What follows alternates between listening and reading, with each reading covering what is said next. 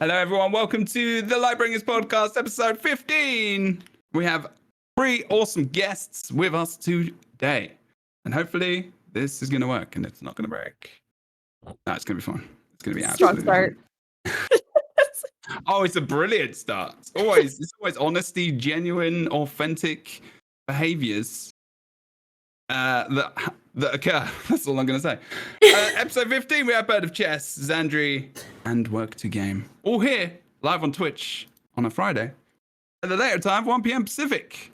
I hope everyone in this chat who is here live is very good. I hope you're good at home, wherever you are listening to this, whether or not you're on YouTube, Twitch, maybe Twitter, Spotify, iTunes, all the places. It's good to see your face. Bird of Chess, how are you doing today? Tell us what you do, where you do it, and if you were to have someone behind you in a camera shot, I mean, what would they be wearing? Just random question for you. Wow, what a strange question to come out of nowhere and be so oddly specific, Jeb. It is very weird. And also, I want Work to Game and Zandri to think about this question as well. It is our form of an icebreaker before we start the podcast. So, this is maybe our most bizarre icebreaker we've had yet. And I have nobody to blame except for myself. And I'll leave it to everybody's imaginations as to why that is and or why we started a few minutes late here. Just very important stories to share. Myself, though, I am Rook, aka Bird of Chess. I'm a variety MMO broadcaster with a focus on Final Fantasy XIV and Guild Wars 2, but I love playing a lot of different games, and I grew up playing a lot of RPGs, JRPGs, CRPGs, tabletop RPGs, pretty much just anything that you can slap an RPG on. I'm into it. I'm probably going to play it or would be down for it. A lot of our community feels the same, and I'm a very proud member of the LGBTQIA plus stream team Rainbow Arcade. Happy Pride, everybody. As well as a creator that you can find here on Twitch and over on YouTube now at Bird of Chess is me, and Twitter, all the places, all the things. We just foster a good community and talk passionately about the games that we love. Awesome. Bird of Chess is a... Oh, yeah, sorry, answer the question as well. Sorry, yeah, I didn't address the full question that you posed to me, Jeb. I'm sorry. I don't know. If somebody were to be behind me, what clothes would they be wearing? If they were in the shop by accident, like, what would be, like, your chosen outfit for them? This is going to sound so weird. This is really good, too. This is really good because there's a siren going by in the city, which really adds extra spice. Oh, that little extra Blair. Great. Excellent. Thank you, Chicago. Love it. They'd be nude in my house. They'd be nude in my house. That's where we're at. They'd be nude in my house. Sorry, spice alert. The alarm is going off. Yes, that's what Jeb is getting at here, and I'm so sorry, everybody, to bring the spice and the alarms so early. Yeah, sometimes people walk around in my house butt naked and don't realize that there's cameras on, and that happens sometimes. And Jeb's just reminding me of it. Awesome, thank you. I like that chat immediately is like, oh, hey, Rook's partner Bebop. this is who we're talking about, yes? Amazing. Okay, good to see you. Thank you so much for being here. Hello, Zandri, a new guest to the podcast. How are you doing today? I hope you're good and you're awesome. Fantastic. We actually had a little meeting with our pastor. My partner and I, who is fully clothed, you guys can't see him, but he is fully clothed, and we are going to be getting married in September. So we had a pretty good day this morning. Oh, that's awesome. Well, tell us what you do, where you do it, the games maybe. Well, we'll talk about the games you play in a bit, but tell us all about yourself. Sure. Primarily right now it's Guild Wars 2, a lot of focus on the community and getting more people into the game. I've actually been doing a lot with Mighty Teapot, Words Are Hard at the moment, and Hard Stuck, and trying to make it so that people know that they don't have to play a specific build or a specific class, and that maybe there's something in the game that you haven't tried before that you might like, and you should totally do it, and trying to get everyone together and showing how amazing Guild Wars 2 actually is, especially with End of Dragons on the horizon. I've actually started my own company. We're in game development right now, Talon Song, which is going to put out a PC game not super soon, but we'll at least have people able to test it within the next couple of months, which I'm really excited about. And I stream on Twitch almost every day. around 11 a.m. CST to about 5 p.m. CST. And if you don't see me there, you can see me on YouTube, which I actually just started really posting almost every day. Trying out a bunch of different MMOs, doing analysis on Guild Wars 2 specifically, especially with story and combat. I'm really serious about playing Elementalist and showing that Condi Elementalist is not dead. Please, please, please, please. So yeah, that's mainly what I've been working on, trying to cultivate things like that, and hopefully it works out. Awesome. Wow, that is a lot. That is a It is busy a life lot. right there. That is a busy life right there. And BirdofChess as well. Everyone's doing so much stuff. Thank you so much, Zandri, as well, for coming on here as well. Awesome. Awesome to have you. As well, another very busy person. All busy here. All busy all the time. As these peeps they're all streamers. They're all content creators. And this is what they do as their job. This is like, their thing. Work to game. Nice to have you here. Good to have you. Tell us a bit about yourself and sell yourself. What do you do? Where do you do it? All the places.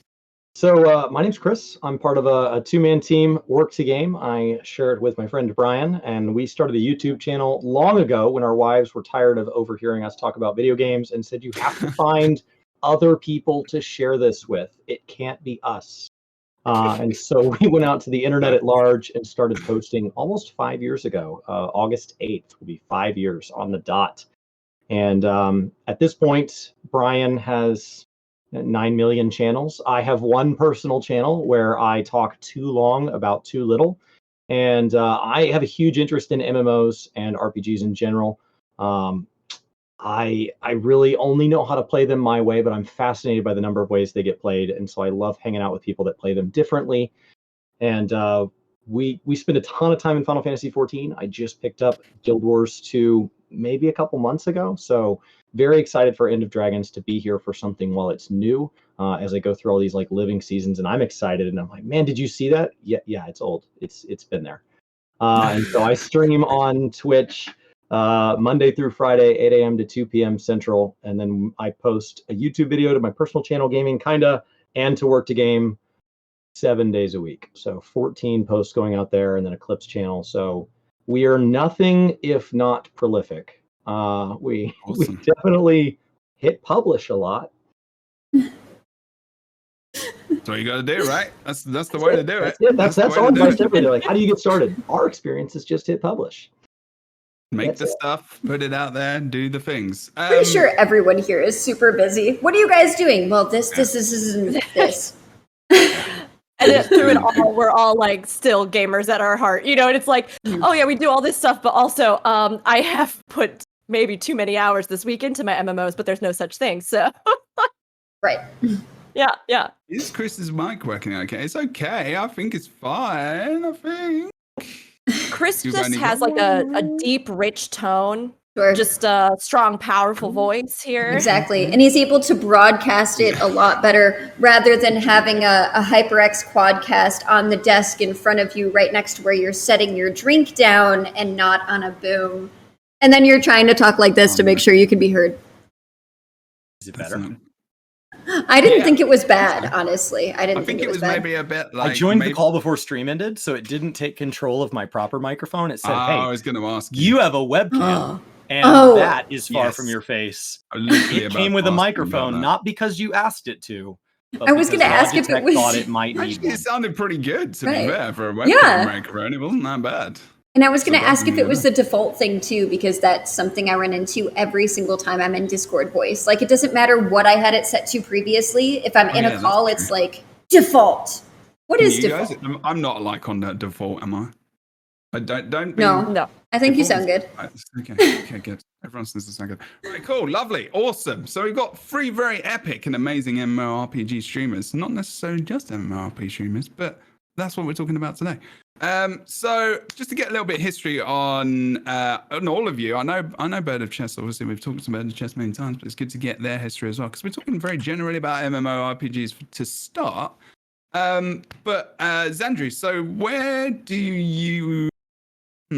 What is your current MMORPG rotation, if you will? What are you playing the most of? Are you dipping into other stuff at the moment? Is it mainly Guild Wars 2? Like, where are you at, kind of, at the moment? Sure. And actually, speaking of Rook, BirdofChess, I have actually just decided that I'm going to start ESO, so that's going to be a new adventure, and it's because of you. But recently, I've just been playing Guild Wars 2. I just got to the end of the level 80 personal story, and I'm really excited about it. I still dabble a little bit in 14. I have to do patch 5.5. I kind of stepped away from WoW currently just because there are no updates at the moment, but that's actually where my MMO career stems from. I actually started playing WoW way back in the day, but I'm looking at Neverwinter because there's going to be a patch that incorporates having Bard, and it's going to be even better with D&D 5e, which I'm really excited about. And a lot of people in chat recently had talked about my starting SWTOR. So a lot of that is actually going to be on the YouTube. I pretty much just want to try everything possible, that and maybe Albion. I'm not exactly sure, but currently the mainstream thing is Guild Wars 2, and I have a lot of content to catch up on, absolutely. Awesome. Yeah, ESO, definitely been playing that for many years now. Well, not many years. I mean, 3 years probably on stream. It's very, very good. They're all very different as well. Like all the games you saw, Neverwinter is getting on a little bit, but still, you know, it's pretty good. It's pretty good. Awesome. It's amazing because their last update was in 2016 or something like that, and then everybody was really excited because they're actually going to have a legit Bard class and do a full update, and that's supposed to be out by the end of this month or something like that. And I'm like, I love D&D. I love Pathfinder. Let's do it. And I love Bards. I play Bard in 14. So I'm telling you, 2021, everyone was at the beginning of the year, it's gonna be dead, the MMOs. I was always like, dude, do you know how much shit is coming out this year? There's gonna be so much. There is so much. And then it's just loads of people just keep bringing stuff out because they know yeah, and there are so many takes on that argument too. It's not even an argument. It's obviously A, MMOs aren't dead. B, it's just something that an MMO isn't able to provide everything, all of the features that people want it to for the specific person. So if it doesn't provide the features that you want, it's it's dead. Dead MMO. You guys have to agree. But no, I've absolutely seen it. And there's so much that's going to be coming out. Palia is a big one. I want to right? I want to finish watching the show. I know, right? Just to be clear, when you compare it to the things that I most like about Guild Wars, it is combat optional. Right. Yeah, it's very different. It's going to be very different. That's which is funny I would not associate with Guild Wars. Right, which is funny for me because when I was talking to Rook about this, I was like, I think that would be cool, but at the same time, the reason that I wasn't into Animal Crossing was because it was like that. It was just you could play with other people, but there was no combat really, and I'm sitting here going, can I loot and pillage other people's farms? How do I get their turnips? How do I do this? We did. Combat's optional. It's not up to you if you receive it or not. Yeah, exactly. Your farm. I will be on the side of. I actually think that sometimes for me, even co-oping that kind of stuff can make me almost more excited, especially if there's reasons to, if you all have to work together to do something or build something or make something fantastic. I mean, when you look at Minecraft and the history and how people have come together so much on servers there or Valheim recently or all these other games. I mean, yeah, there's definitely a group of people, even co-op and Stardew Valley was a huge thing, there's a lot of people that want to work together to collaboratively build something. And I do like though that they have that little bit of a twist in there where there is that kind of adventuring fantasy element, because I think that'll give that little bit of balance for players who might not want to just sit and craft something for 20 hours a day. Hopefully you could split up the labor a bit. But that one does look good. And it is funny because going back to the point that was brought up about how MMOs were kind of considered to be a dying game genre for a while, right? I can remember those years too where people were saying oh yeah, well, MMOs, it's all going to be over. Only WoW is going to be the only one. And then eventually that one's going to die. Nobody's going to make MMOs anymore. I know. And I was sitting there, there could be only one. I was sitting there what are you talking about? More and more games are getting co-op. Co-op is a massive feature in games. Internet capabilities are better than ever. We have team play games. There's PvP.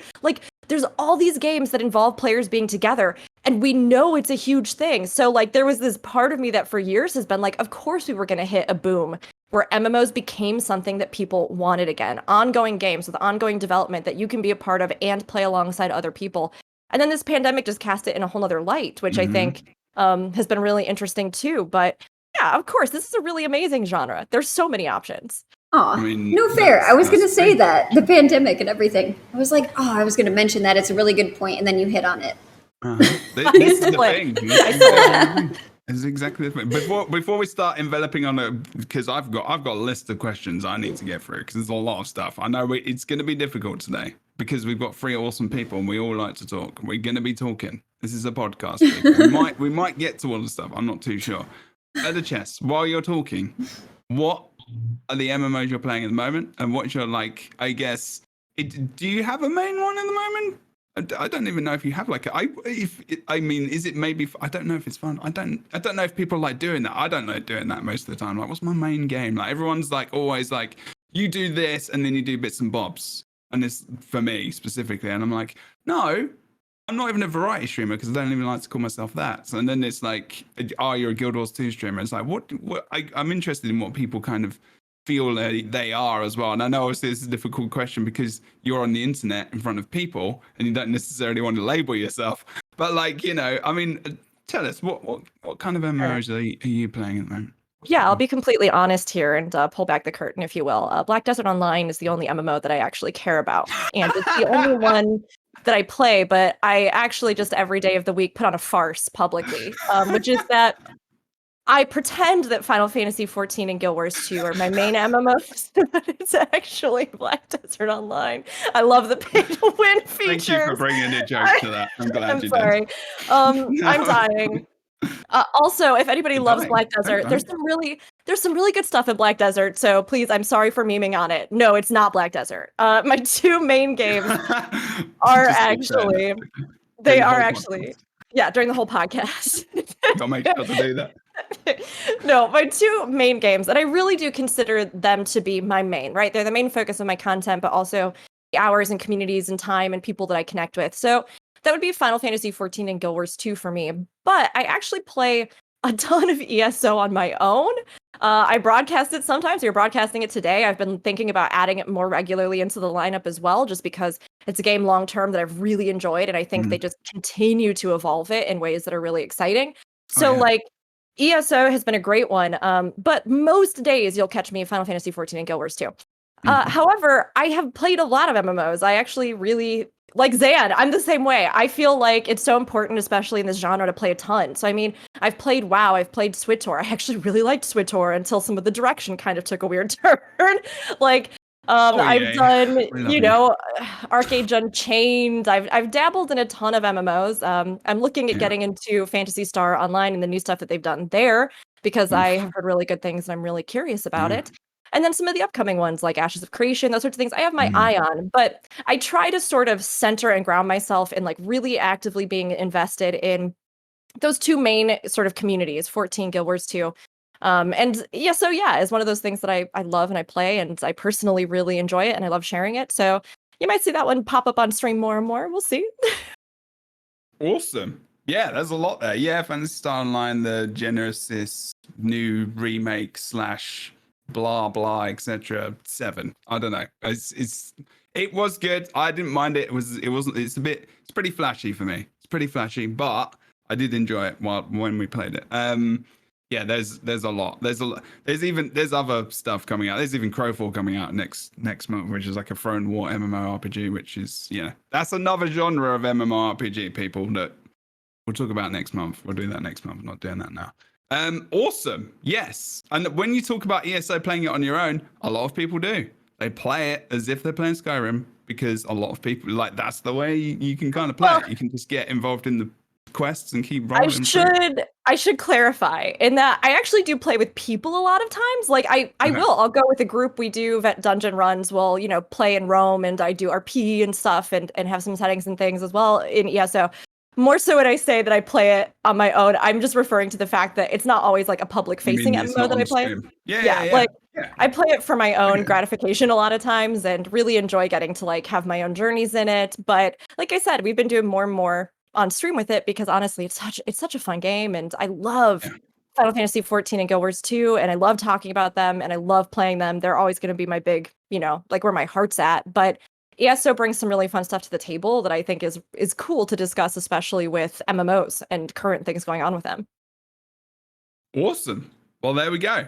BirdofChess, playing all the things. Indeed. Chris, worked game. Awesome. I've added Chris now because this is a duo and it's important that we have your name. So the original question, which I'm now trying to remember, MMORPGs, the rotation. What would you, if you are playing like a main MMORPG? What is that? What are you most known for, maybe? And also, you don't have to say that you're known for this. You might want to say that you're just playing all the things, and I'd like to be known for it. That's okay as well. But yeah, what games are you kind of playing? No, I've met you fairly recently because for the fact that I play and have played a lot of MMOs. I haven't crossed paths with you, but when I think of Xandri, I think of the fact that like we both come from WoW, we both come from 14, we have similar backgrounds, but we play them very differently. And when I think of Rook, I'd love to tell you guys about Raid Shadow Legends. It's incredible. So wait, I have an additional question. Anyone here not being sponsored by Raid Shadow Legends? Hey, not currently. Everyone in chat, has anyone not been sponsored by Raid Shadow Legends? I like mobile games. It's just the meme. It's just super lucrative. I like mobile games. I do. I love mobile games. I play a lot of mobile games, and that's not what I'm known by. I am not. I don't play those publicly. Those are something I don't even play those with friends. Those are something I do as something that can go with me. So, like the Diablo Immortal announcement, like everybody's like, "Isn't that awful?" I mean, everyone has a cell phone. What are you talking about? Like I have a phone. I'm gonna play it. So we're mostly known for 14. My first MMO was World of Warcraft. I played that through Pandaria's when I finally quit and moved over for 2.0, going into ARR that's when I made the switch. I've gone back and resubscribed to WoW. I'm currently subscribed to WoW. I'm currently playing Guild Wars. I'm currently playing Classic. I started PSO2 New Genesis next week. So I went full time in January and like took the term very seriously. So I am playing a lot of games. And then I play a lot of other stuff off stream as well. I actually try to get a little bit away from MMOs off stream. So I play a fair bit of things like Call of Duty, Rocket League, Halo, phone game, Twitch games. But MMOs naturally ask for your time. And so like I say that, and I can remember more than one time in the last 2 weeks that my wife's like, you said you were coming to bed and I'm just trying to finish the zone in Guild Wars. And I was like, I know I am. And she's like, yeah, but it was 3 hours ago. And like, you're in a Discord chat and you're being loud. Like, it's not even that you're not in bed. Like you guys are, why are you shouting? And so I do play MMOs offline. It's just, I don't feel like I do. We should probably ask her how much I actually do. Because I'm like, no, I leave work at work. No, you don't. Nobody stops. So that's the thing when you love something, like when you play. I mean, that's the thing with games though, because it's like it's part of because you genuinely enjoy the thing you're doing. That's the thing that's good about a job that you enjoy is it is part of your life as well. Like it is like it's the friends you meet, the people you talk to, the stuff you ingest, the news you read. And that's kind of what an MMORPG is like. It's online. As soon as you get a game which is online, it becomes very much part of your life. It doesn't matter what it is. I stay casual in each of them. That's my rationalization. I'm a casual player, but if you combine them, you're not a casual player. There's nothing casual. Don't fool yourself. You're not if you play it. None of us are casual in these things. None of us are casual. Want to buy a wife? I want to get a wife reveal stream. I want to listen to her come over here and just chastise all of us about taking up people's time. He was supposed to be in bed 2 hours ago. All the time. Jeb, you need to have a podcast where you have all of our partners come on and talk about what it's like to live with like an MMO streamer. Oh, that's no fun because mine's usually leading guild things and doing PvP. Yeah, I was going to say your partner's literally behind you. Like we can see the back of them. Like this is the thing. So like that's okay. Ryan's in chat making cash, writing checks he can't cash. Ryan's Del Monte B in chat. He's saying 1,000 Twitch subs and no. She does not commit to that. Can we make this valid here? No. Can we? No. Yeah, we're never going to get her to commit to that. There's no way. That's the whole reason behind Work to Game. I bet she's really how pretty. I get him to stop talking about games. No, but see, this wouldn't be about you talking about games. This would be her. This would be her being. Yeah, be her moment. She can complain about you playing the regularly game. laughs at the things. So when I was doing Housing Savage, as people joke it about getting an in-game house in Final Fantasy 14, I would end streams and she's like, "What'd you do on stream today?" I said, I clicked on a sign. Dude, I didn't know that's what you had to do. When you were talking Yeah, about that you just earlier, do I was it. like, can you give some context? This is interesting. She's like, I don't understand. It's I not said, interesting. You're playing games. What is it you do, like, to give some context to the viewers and listeners? Like, what is it you're talking about? So Final Fantasy 14 had an idea that they would make these houses, these limited quantity things that guilds would have to create these communal spaces that we would share, these neighborhoods. And they would eventually maybe update them with some forms of content to make them this living, breathing thing. And they've continually updated the cosmetics for them. They've invested a ton of resources in them. You can deploy airships from them. There's gardening. There's all these things. That's not how they're used. You can have personal ones or free companies. And when people want free company ones, they just make free companies by themselves. And so they were originally very expensive on legacy servers. And so what restricted you from buying them was money. In-game money. And so you had to pool your resources. When our free company bought one in ARR, it was because we pooled our resources. And then a really wealthy person said in our guild said they were going to quit the game, and we got a big check at the end, and that pushed us over. It's great. Highly recommend. If you can ever find free money, do that. So what it has moved to is they haven't updated that pricing structure. And so now they're really not that expensive anymore, because any of us that have played MMOs know that over time we get a lot better at making money. And as they add new stuff, they typically get better and better about giving out money to catch the new players up. And so there's this rampant inflation in MMOs. And so now the amount that they cost is like walking around money for a veteran player. It's pricey, but not a number that you don't have. And so new players are like, man, when I get that money, I'm getting that house. But remember, there's a limited quantity. And so they're all sold out all the time. So what people were doing is, I'll abandon my house and you can buy it, but you have to pay me. And they were selling their houses. Square Enix like, whoa. We don't want that. So now when a house gets abandoned, either because they don't play the game for 45 days, how dare they take breaks, or that's how I lost my house.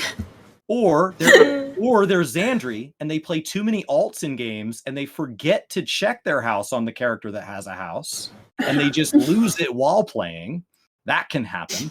This is the danger of alcoholics, guys. It's a disaster. Recognize it. If you have an alt, you'll lose your This house. is a curable thing. Well, yeah, If you don't log in, If you don't log in, well, even if you don't set foot in your house, set foot in the house. you have to physically take the character that owns the house and you have to walk them into the house to make the timer. It's timer not like reset. an arcade thing where you have a tax. You actually all you have to do is walk into the house. You can't log into the character. You have to walk into it. But I have a hot take on this. Hilarious. We don't have Ultimate right now. What is the new Ultimate? They call it Housing Savage, but I mean, No. This is not a good system. This one system is something we could do 5 podcasts on, and I have no doubt that we would all have a lot to say about it. It's like what Chris is saying is, like this whole thing happens where you can lose the house, and then like the little cherry on top of this is that in order to get rid of this RMT stuff, right?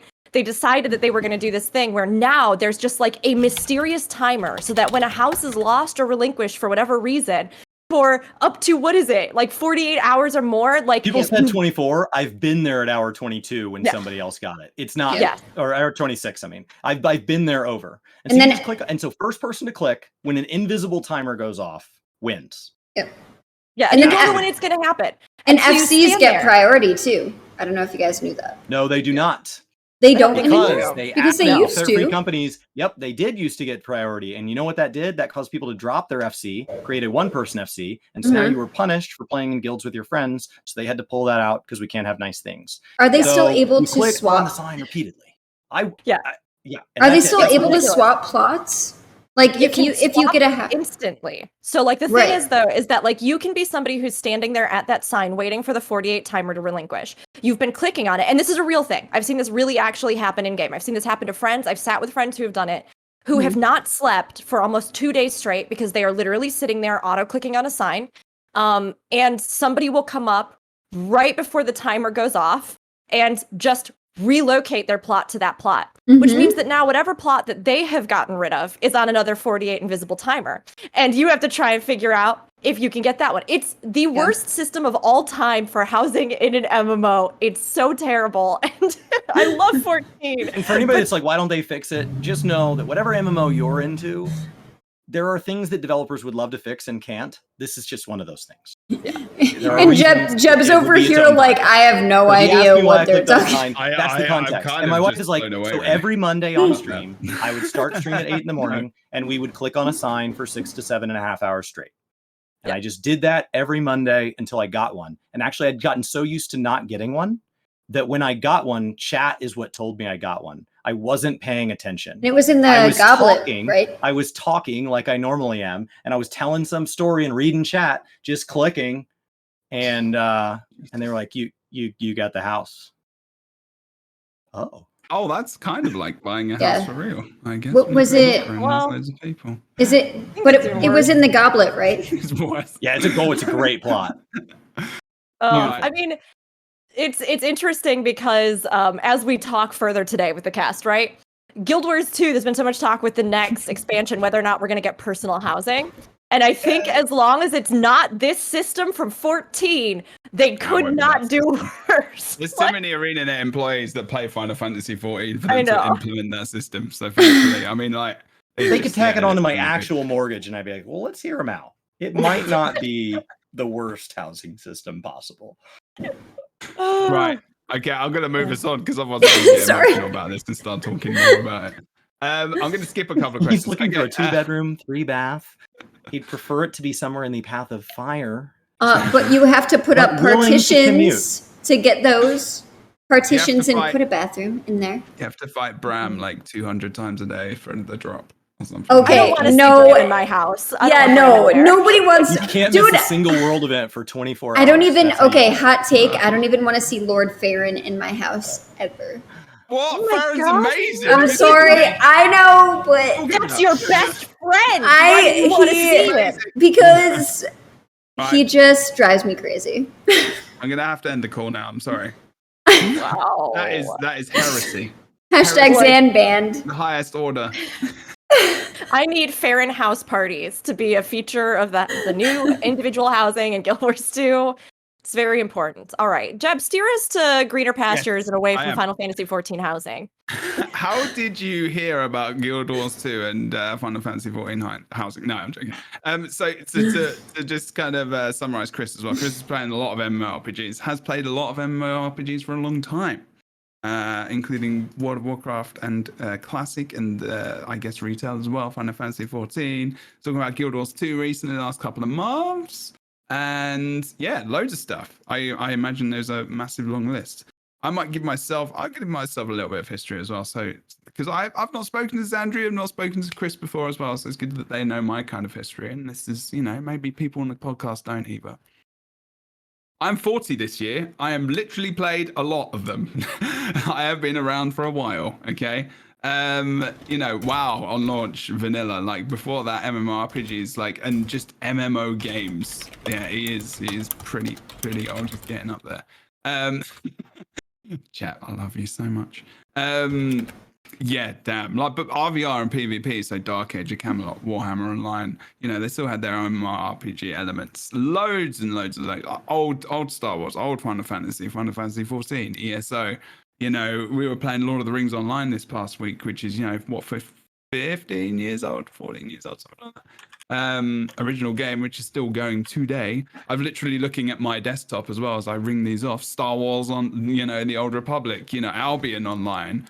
And you can count many games as MMORPGs now as well, just because people kind of refer to them as that. So anything you kind of feel is online and there's a lot of players playing it and there's some kind of storytelling element, most people will probably class as an MMORPG anyway.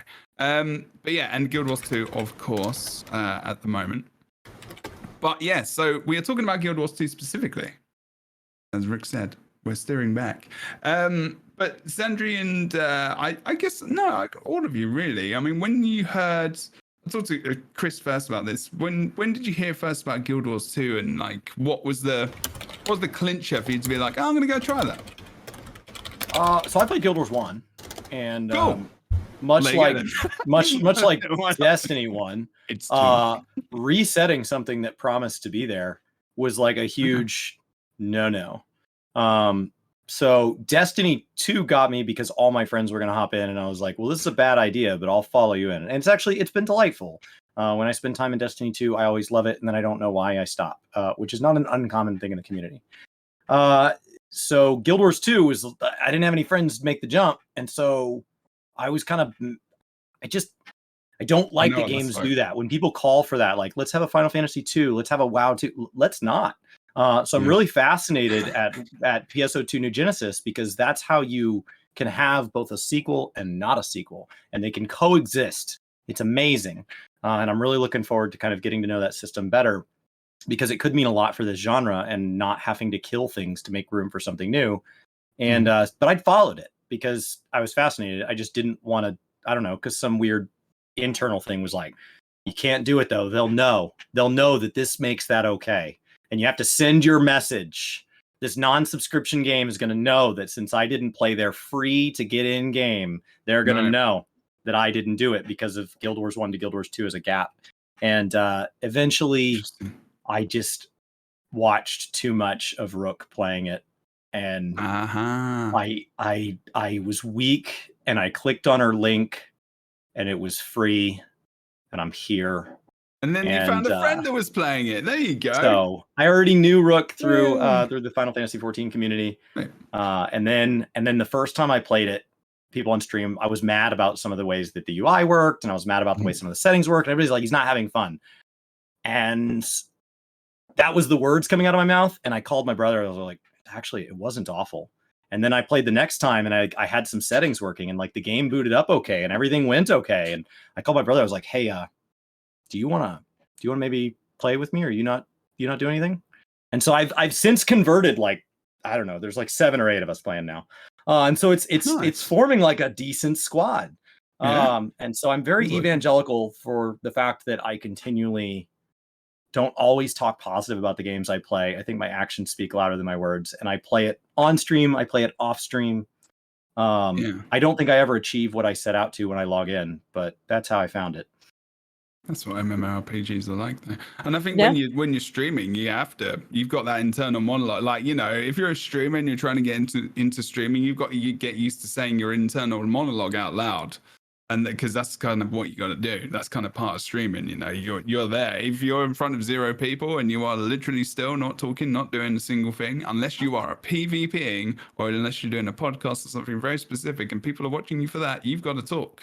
So people will pay attention, like want to stay, and they want to engage with you. And that's when your internal monologue goes outside of the head, and then you start talking about, you know, people behind you. Sorry, Rick. Oh no, I mean, look, I talk a lot about a lot of nonsense and share a lot of stories. That's just me. But I will say, I love this because, Chris, I do remember you having the moment where I was like, yeah, Guild Wars 2 is fun, Chris. You should play Guild Wars 2 sometime. And you were like, yeah, okay, yeah, sure, you know. And then some time went by, and then I get this message like, so I'm thinking about starting Guild Wars 2 this week. And I was like, yes, good, excellent. Come to Guild Wars 2, Chris. Come join us.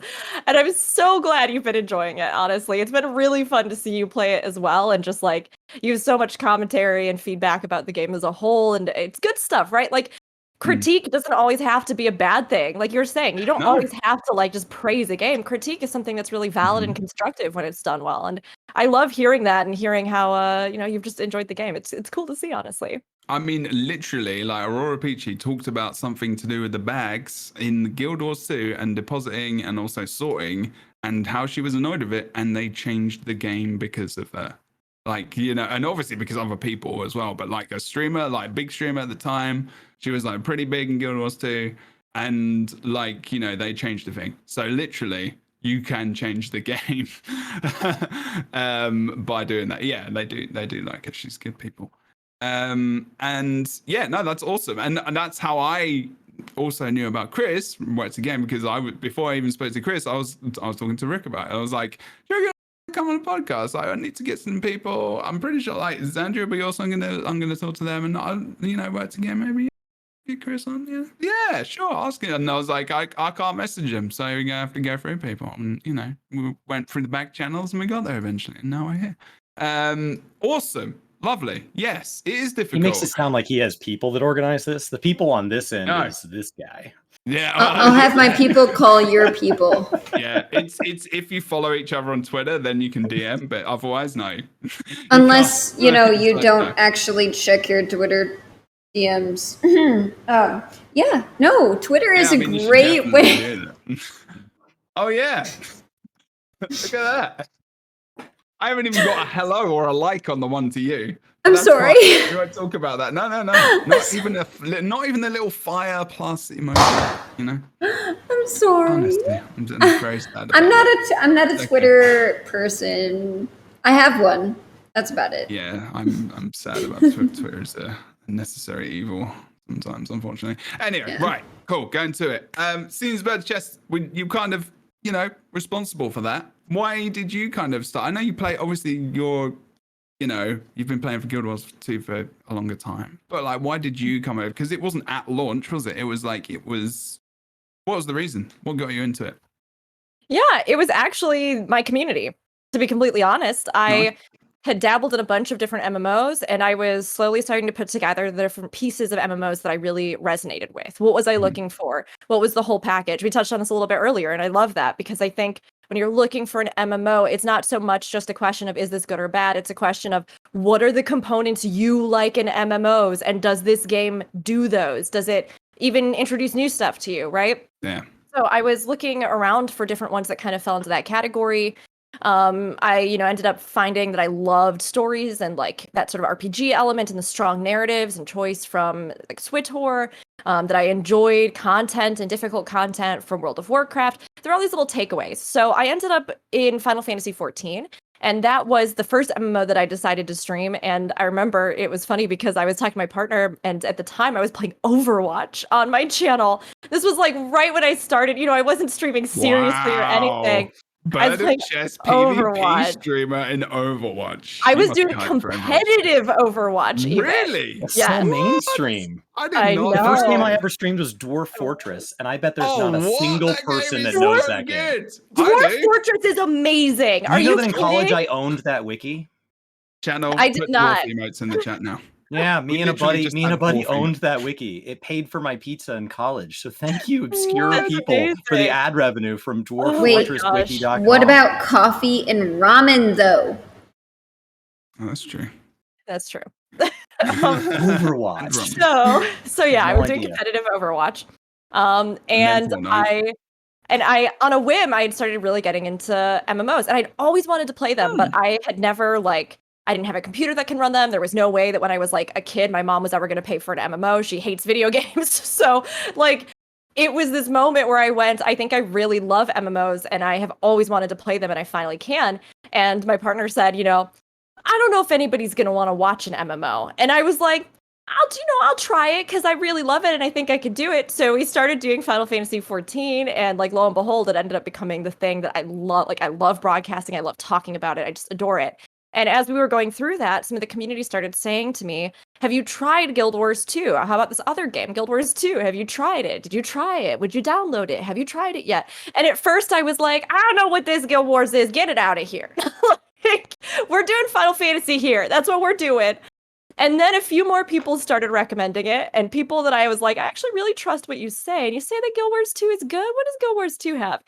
And that started me down the rabbit hole of MMOs. But it also, I'm so grateful. I'm so grateful because, I think when I found Guild Wars 2, I started to get into it. It took me a little bit to realize exactly what it had and, to think of it as its own thing outside of other MMOs. And because I had somehow missed playing Guild Wars 1 growing up, which is actually kind of surprising to me. It seems like the kind of game I would have encountered or gotten myself or that my dad would have played and I would have witnessed because he loves fantasy games. So it was something where I was surprised I'd never actually come across it. And the more I got into it, the more I loved it. And the welcoming community and then the game itself and then the content and then the story. And then it just all snowballed. And I went, I love these two games and these are the two things that I want to play and I could play pretty much forever. But that's really what solidified playing MMOs as being my primary thing. And I have no regrets. I love it. I love those two in particular, but there are a lot of other good ones. It's just that Guild Wars 2 really snagged me, and I wasn't expecting it. Interesting. Some past information about Rook right there, people. Used to be a competitive Overwatch player, and then started playing MMORPGs. It's funny that because, you know, and Chris mentions that, you know, like Overwatch mainstream and that kind of stuff, especially when you start streaming and you just start playing these games. And then if you're a smaller streamer, and again, there might be some snippets of advice in here. And if you like MMORPGs and you want to get into streaming, MMORPGs are the best places to go to start. One of the best places you can go to start is playing an MMORPG. Maybe not the big ones at the start, but like, you know, Guild Wars 2, I feel like Final Fantasy would be okay. Probably not WoW, like, but some other ones, even Lord of the Rings Online. People are alleging that Final Fantasy is bigger than WoW, so why not? It is now. Yeah, I mean, it is now. Because of individual like streamers, I think, and like, I mean, yeah, I mean, I don't know, I haven't even checked the directory, like how many people there are, but for the sheer like number of streamers, like where you might be down on the pegging order, I guess, like in terms of, you know, the little boxes you see. But you're gonna get someone in there more often than not, for sure.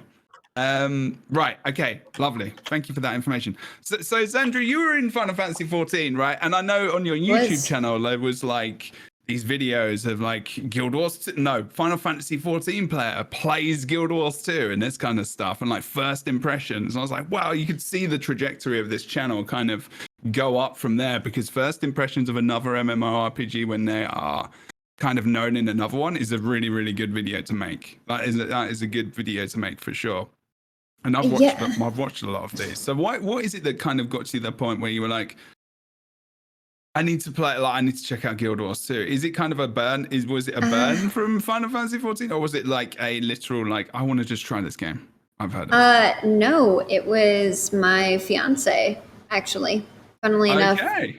Yeah, so I actually wasn't ever going to create content for Guild Wars 2. So my fiance and I actually met when I was streaming Final Fantasy 14. And then we started playing D&D via like Roll20 and stuff like that. And we started talking. And he came to visit me right before the pandemic. And he wanted me to try Guild Wars 2 because that was his game. So my game was always WoW and Final Fantasy, and his was Guild Wars 2. And so I tried. Yeah, friction. I know. Was there any friction? Was there friction there between the was there any from, you know? There was a lot of. He's turning. I can see him in the background. I know. He's like, you can ask him. I mean, we could ask him if you want. I don't mind. Was there any friction? Was there any friction with you? No, not at all. I was playing those games too. Oh, okay, fair enough. So like all in. So was he like a launch? Was he playing from launch, or that was really good? Actually, he was really serious about competitive PvP, and he was playing, I believe, Dota 2 at the same time, and did things that were really competitive for that as well, and went to like invitationals and stuff. But I didn't know that at the time, and so he came to visit me, and he wanted me to try it out because a lot of our dates online had been like WoW, right? Or Final Fantasy 14. And so he came to visit me and he's like, you should play Guild Wars 2. And I'm like, I don't know about the combat. I don't know. It's different. And he got me into it, and I started playing a Norn Elementalist and just messed around, but I didn't really like it at the time. And so we revisited it about 3 months ago. And I posted this video on YouTube, speaking of which you had mentioned, you know, new player stuff. And it had somehow gotten on the Facebook group, as well as in the Reddit. And so it blew up. Oh, nice. That's cool. It was literally us playing together. And I wasn't even expecting to record it, because it was supposed to be just us having fun, because we don't really play games together that are off stream or off YouTube or whatever.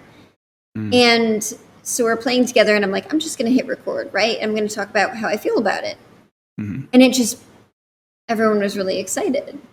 And the thing that I love about it is that I can get experience from everything, literally everything. So I can start the game with whatever my play style is. I want to just explore today. I want to just do dungeons today. I want to just do jump puzzles today, or PvP, or whatever. And it just blew up from there, especially since I wanted to try out every single class and every single race, because all of the stories are different. And I wanted to see what resonated with me. Yeah. Mm-hmm. I wanted to see what resonated with me most. Funnily enough, it was a Norn elementalist, which is what I'd started when he came to visit me in New York when we were just playing. And it grew from there. I absolutely love the game. I haven't looked back at WoW. I actually canceled my subscription. 14, I still really want to see where the MSQ goes, but it's so different. It's so reactive instead of proactive, and everything is so smooth. And I actually gave in and bought Ghosts of Ascalon so I could read the book, so I could get more about, Or in Ascalonian times and Lion's Arch. And I was actually really excited to do a podcast with Rook specifically about story once I finish everything. So I actually, so this is going to sound super dorky, but I honestly we are on an MMORPG. I know, but this is as dorky as it gets. Welcome. Talking about video games and not playing them. Well, it's just funny because a lot of people will say, like we were talking with Chris, like my wife says, you've been on for 2 hours when you said you were going to be on for an hour. And for me, it's just kind of like my fiance. Yeah, he eggs it on. He enables it because he wants to be a part of it. And it sounds super dorky. But it's true. I'm jealous. I was going to say, it's very gross. It's very gross how you two are in love and share the same passion. It's really, really, really disgusting. I know. We need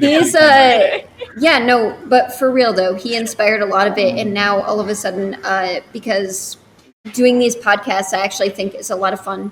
And you are able to talk to a lot of people on a different, obviously this is live, but you're able to talk to people on kind of like a different level, right?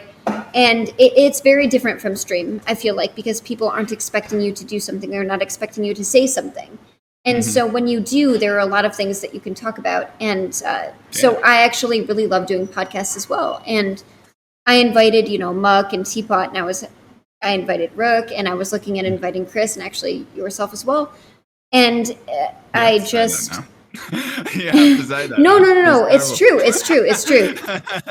And right, it's just... I'm British, by the way. Hi, everyone. I would like to say it's just because I like to be entertaining.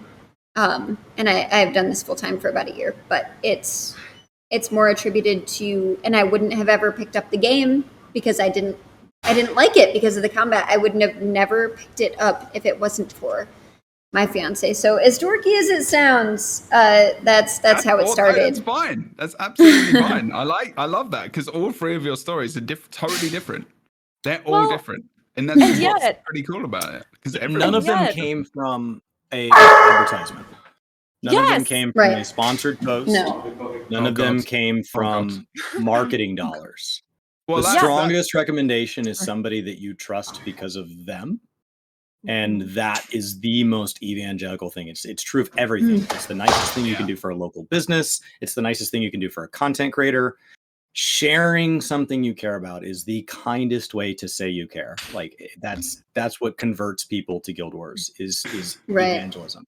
Keep it to ourselves. No, it's okay. It's funny, Jeb, because while I think the details of our stories are different, I have to agree with you, Chris. I mean, all three of us found the game because other people said, hey, check this out. Hey, this is what's cool about it. And then I think a lot of us stayed in it because even being on this cast, even talking to all of you in chat, or those of you who might be listening later, it's amazing to me because I think the Guild Wars 2 community is just as much of a part of why I, gave the game a chance and wanted to play it and then really got invested in it.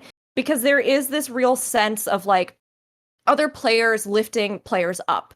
And sure, like any MMO, you're going to run into people sometimes who are rude or tear others down or whatever it is, you know? Like, that's not to say that there isn't, you know, those little salty corners of any MMO community. But I couldn't believe, like, right from the get-go, how passionate players were for this game, how excited they were to share their information, their resources, their help. And, like, all these little spots where maybe even as a new player you might stumble, or Zan, like you said, where you're like, I don't think this really resonated with me. Or like when I first started, I was like, is this it? Can I do anything else? Oh, I can put other weapons on. How much longer until I can do this story again? And then here we are like ages later, and I'm like, you can do this and you can do that, and this thing is so fun. And if you go over here and you try this thing, like we all, I think, collectively talk about this game and like hype the game up and connect people to it and help them get into it. And it's actually like it's just a very special feeling, you know? I think that this game in particular feels a lot like players reach out to other players, and as a big community, we all kind of grow our understanding and knowledge and excitement about the game, which is really cool. And one of the things I love about it, oh, I'm sorry. Go ahead. No, you go. Go. It just feels like legitimate open world. Even if it's just for an incentive for yourself, you might not actually talk to the person that you're helping out, but it's actually in the world. It's not in an instance. It's not in the city. I mean, I know there's some people in Divinity's Reach that have to be on their best mount with their best fashion that matches it in just AFK there. But I don't know. It feels different. And I feel like that's part of it. And the idea that there's so much hype for EOD and people are banking on so much for EOD. And I don't necessarily know if that's a good thing or a bad thing. I don't know if it would be like an Ashes of Creation thing, for lack of a better term, but it just feels like that. It feels like an actual MMO to me, at least currently. Well, it's. I mean, and to comment on Ender Dragons, especially since I've been playing this game since, you know, beta and even a little bit maybe before that. But like, we've only had 2 expansions. That's why everyone's so massively hyped for this as well. Like ESO gets a new chapter. They don't call it expansions because they don't believe in the word. This is from you know, Rich Lambert, the director. I've actually spoken to about this. They don't believe in the word expansion because chapter is a better description for them of their game, because they feel like it's a chapter that you can get involved with even as a new player. It's not expanding your experience. It can be the start of your experience as well. So I kind of like that. Anyway, it's just a random comment. But yeah, I mean, someone did ask about my own thing, but Ender Dragons, like literally the reason why they're so hyped is because it's been so long.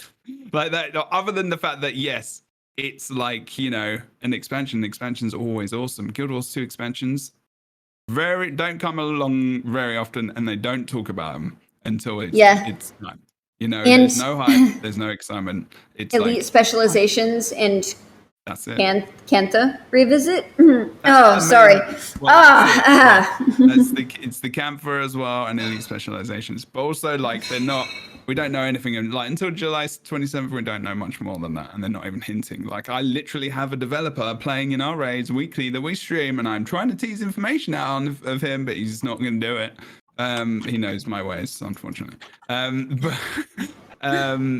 Anyway, some people asked about how I found out about Guild Wars 2. I often forget to talk about myself on these podcasts as well. I kind of just ask the questions. I actually played, so I was playing Warhammer Online, and if you don't know what that is, it's predominantly RVR, which is like realm versus realm, which means world versus world in Guild Wars 2, pretty much. But it had 2 teams, 2 sides, because Warhammer Original Universe, you know, they just put it into 2. They didn't want 3 because for some reason they didn't. It's got, and the thing is, it's weird because they've got imagine like World v World in Guild Wars 2, but then you've got like Keswick's Hills on the side. Like it's there, it's in the middle. It's bang in the middle, and then you've got the PvE zones in the sides. It was pretty awesome, to be honest, and that's where Guild Wars 2 got a lot of their questing systems and event system ideas from. Is actually from Warhammer Online, because they had public quests, which is what they called them. So a lot of it actually came from Warhammer and Dark Age and other games. And I came from there, and SWTOR as well, because in Star Wars: The Old Republic, you used to be able to go out in the world and actually battle the other faction. You used to be able to do that. So it was being forced in other games because there weren't these RVR games coming out. And Guild Wars 2 had World v World, and a massive amount of people came from Warhammer Online, Dark Age of Camelot, even Planet Side and these other games where these massive factions that are against each other and they want to come in to play, Guild Wars 2 World v World. And even like all Terric Valley people that loved WoW, I know loads of guys that loved that. The huge, like, big scale stuff, and they went over to Guild Wars 2. So that's where I kind of played it. And then I religiously watched these podcasts. MMO Inks knows, he's in the chat, what they're called, a Guild Cast or something. It was that guy who just completely sold out. And there was Ruby, and Ruby, who is big in the Guild Wars 2, like one of the devs. She's they're in PR now in the community. On the ArenaNet side, like before she went to work for ArenaNet, she was on this podcast. So was Liz as well, and some of the other PR peeps. And that's kind of how they I guess employ they employ ArenaNet. It's just people who love the game. They literally employ them. And not uncommon. Yeah, no, it's not at all. Yeah, it's just interesting. But this was like pre-Guild Wars 2, and then while it was going on as well at the beginning.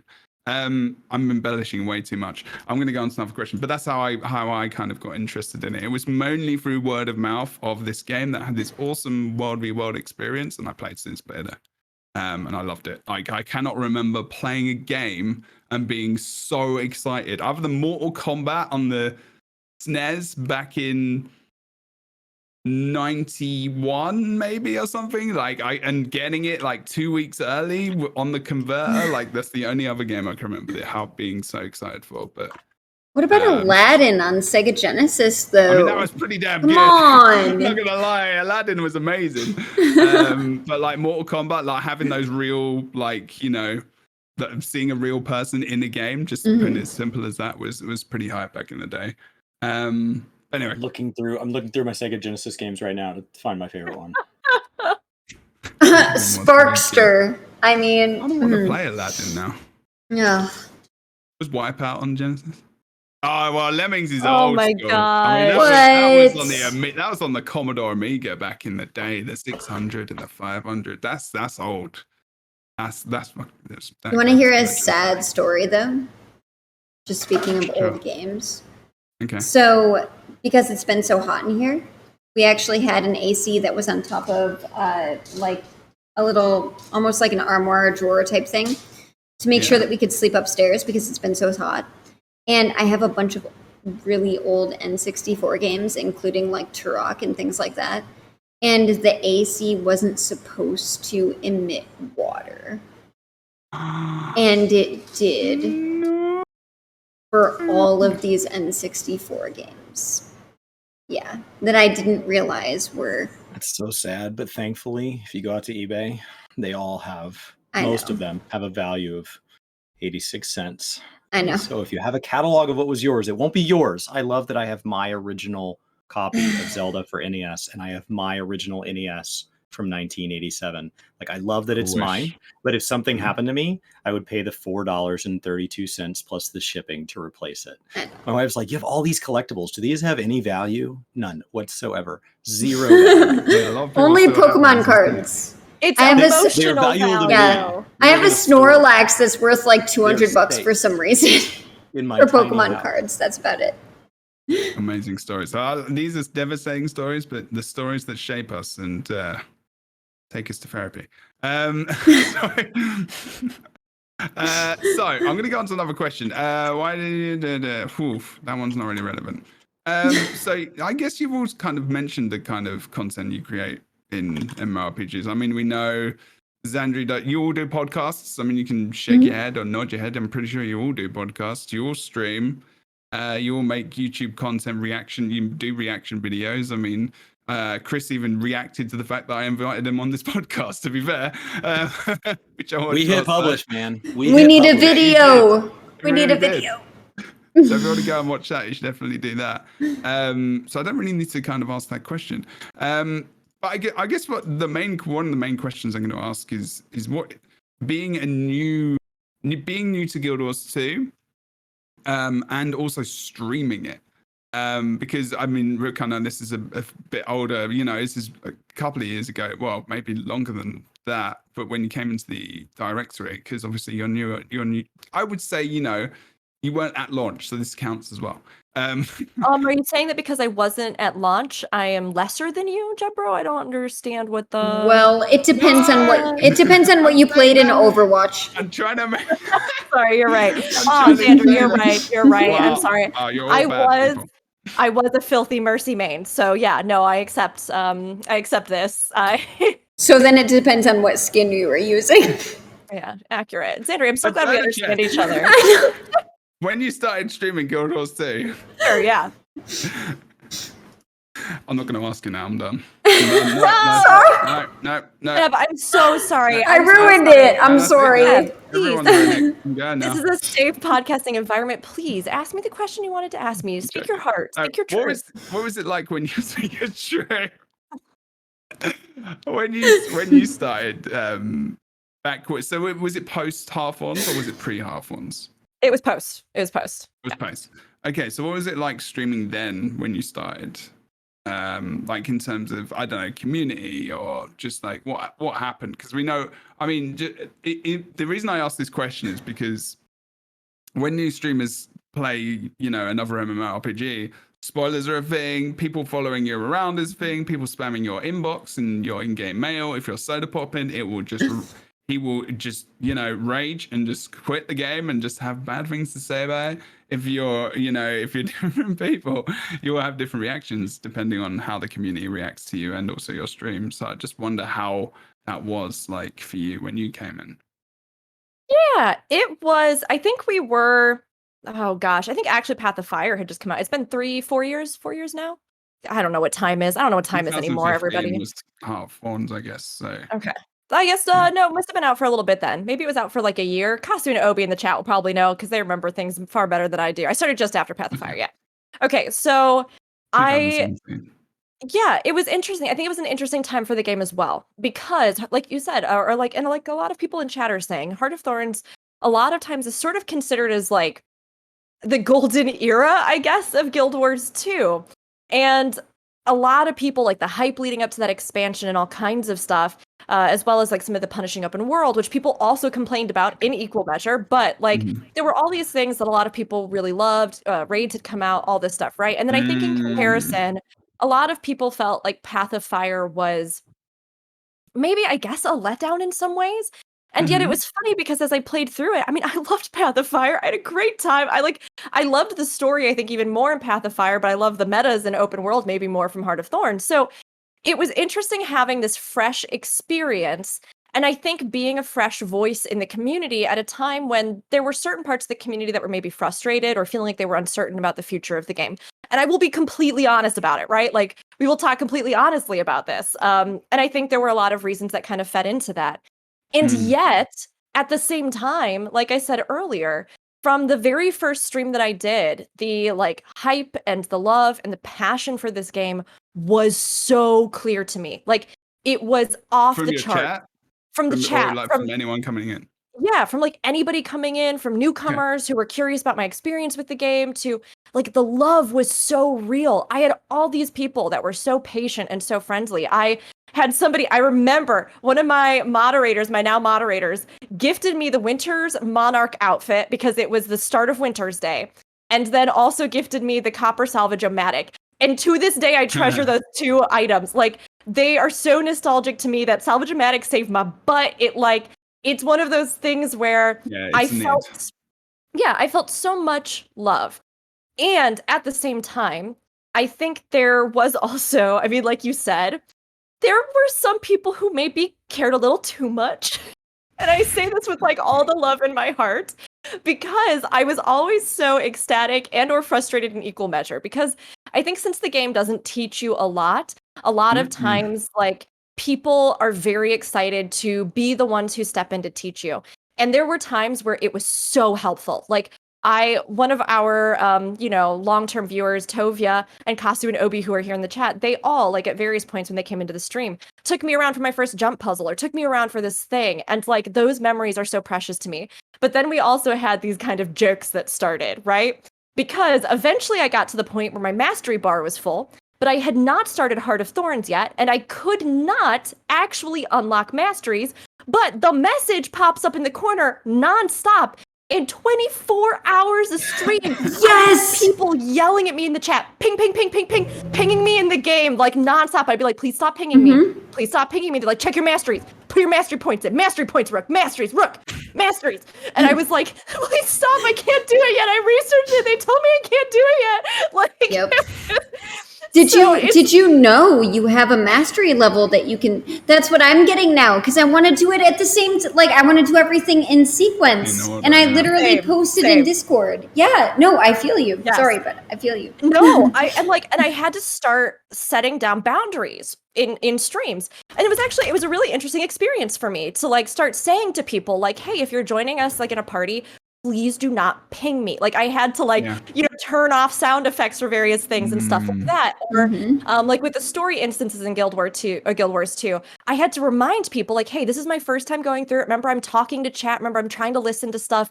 So don't blast ahead and kill every single thing in this story instance before I am even there. Yeah. Oh god. So it was interesting because I think like I'm actually really grateful for all of the experiences, because when it comes down to it, it's just that people are excited, right? They're excited about the game. They want to share it. And I think it taught me a lot about like navigating new MMOs and what that new player experience is like, because, you know, I was coming from having a lot of experience in Final Fantasy to this new horizon. And there was a lot of stuff that I didn't know. But I think I really learned a lot about how to like navigate that space myself in a new game. And like, I grew to love the game so much, and I had so many people who helped me, but also people who gave me the breathing room that I needed. And like when I was able to establish some of those boundaries and say to people like, hey, let me experiment with weapons, let me experiment with builds, let me do these things. Like, we don't gotta constantly lambast me for a meta build because I'm level 20, or like, you know, whatever it was. It actually opened up a lot of really cool discussions that I think to this day are still a foundation of a lot of conversational topics that I discuss and bring awareness to in stream, which was awesome, honestly. I'm really grateful for a lot of that. So, yeah. So there is like a mixture of kind of bless your heart, Rick, really. You are always like, always so positive. And I am as well. I like to, people call me PMA, but like if someone pisses me off in the chat, they're trying to backseat or anything, already we've got commands. Yeah, we got mods telling people. And then I look and then I'm like, dude, and the first thing I say is like, imagine you're playing a game for the first time and how much you would dislike. I always put it back onto the person who was like, imagine someone telling you how to play the game and like talking about the game and spoilers. Like, how would you feel? Like the counselor in my head, in me comes out, and then they're always like, I don't care about spoilers. Like, that's rubbish. You definitely do. Everyone does. Well, you don't, because you've already been there.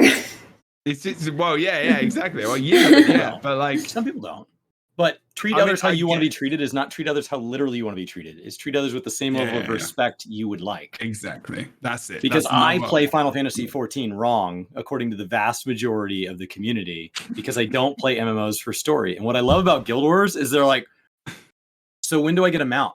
Oh, well, that's in this other story. Oh, so I have to clear this one first? Nah, you can just pause it and start that one right now. Oh. And you get halfway through and you're like, I don't know who this is. That's my fault. It's fine. Like, it's my journey. Yeah. Time is not linear. I am partially the way through every story. I have finished none of them. They're all coming together. I'm like, I think I like this person from the future, maybe the past. I'm not sure. Guild Wars 2 is like there is. Yeah, I've never actually thought about trying to maybe go for all the stories. I mean, I have technically, I guess, but it's been a while since I played like. I didn't have the Living Worlds anyway because they over announced here not long after I came in the game. They're like, hey, if you can do other things in this game that has 1,000 things you haven't done, we'll give it to you for free. Yeah. All right.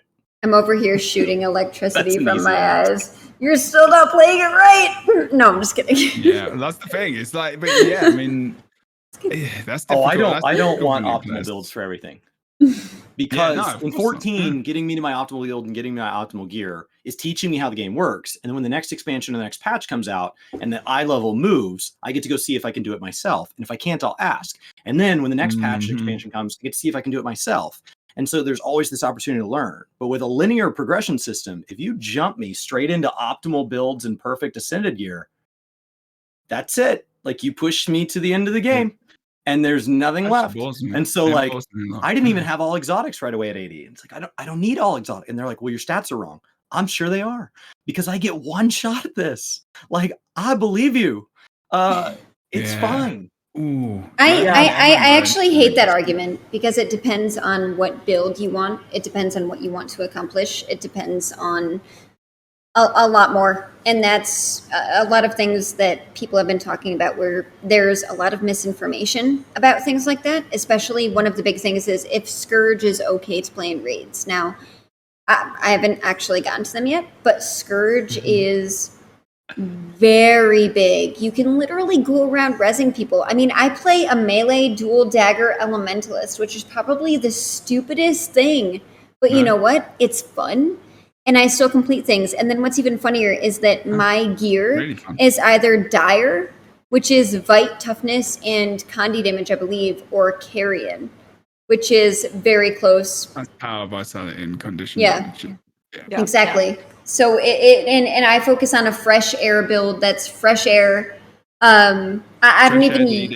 You should call it. Yeah. You should call it Febreze. You should call it the Febreze build. I know. Yeah, the Febreze. Really good. But it's just it's more about if you actually know your class and what you have fun playing. It should be the big thing. You have to take a journey. I mean, Chris, like you're saying, right? It's like maybe you're freshly 80, but not everybody knows all the shortcuts in this game, right? And as you level, you kind of get stuff and you figure things out and you start realizing there's different abilities that do different things. And that was kind of tough at first because, I would feel like this is something I want to explore and do. And Zan, like you're saying, I want to do this fun, wacky build, maybe just because it feels right for my character, maybe just because I'm exploring how the game works, maybe I'm just figuring out what's efficient. And of course, I'm always one of those people that says, like, don't let meta be the precedent, but use meta as a tool to better understand the game if you're curious, right? Like, engage with it, look at it, see why people build things or pair things if you're curious about it. PvP has its own set of things, right? Rating. How do people construct these things that then become so commonly used?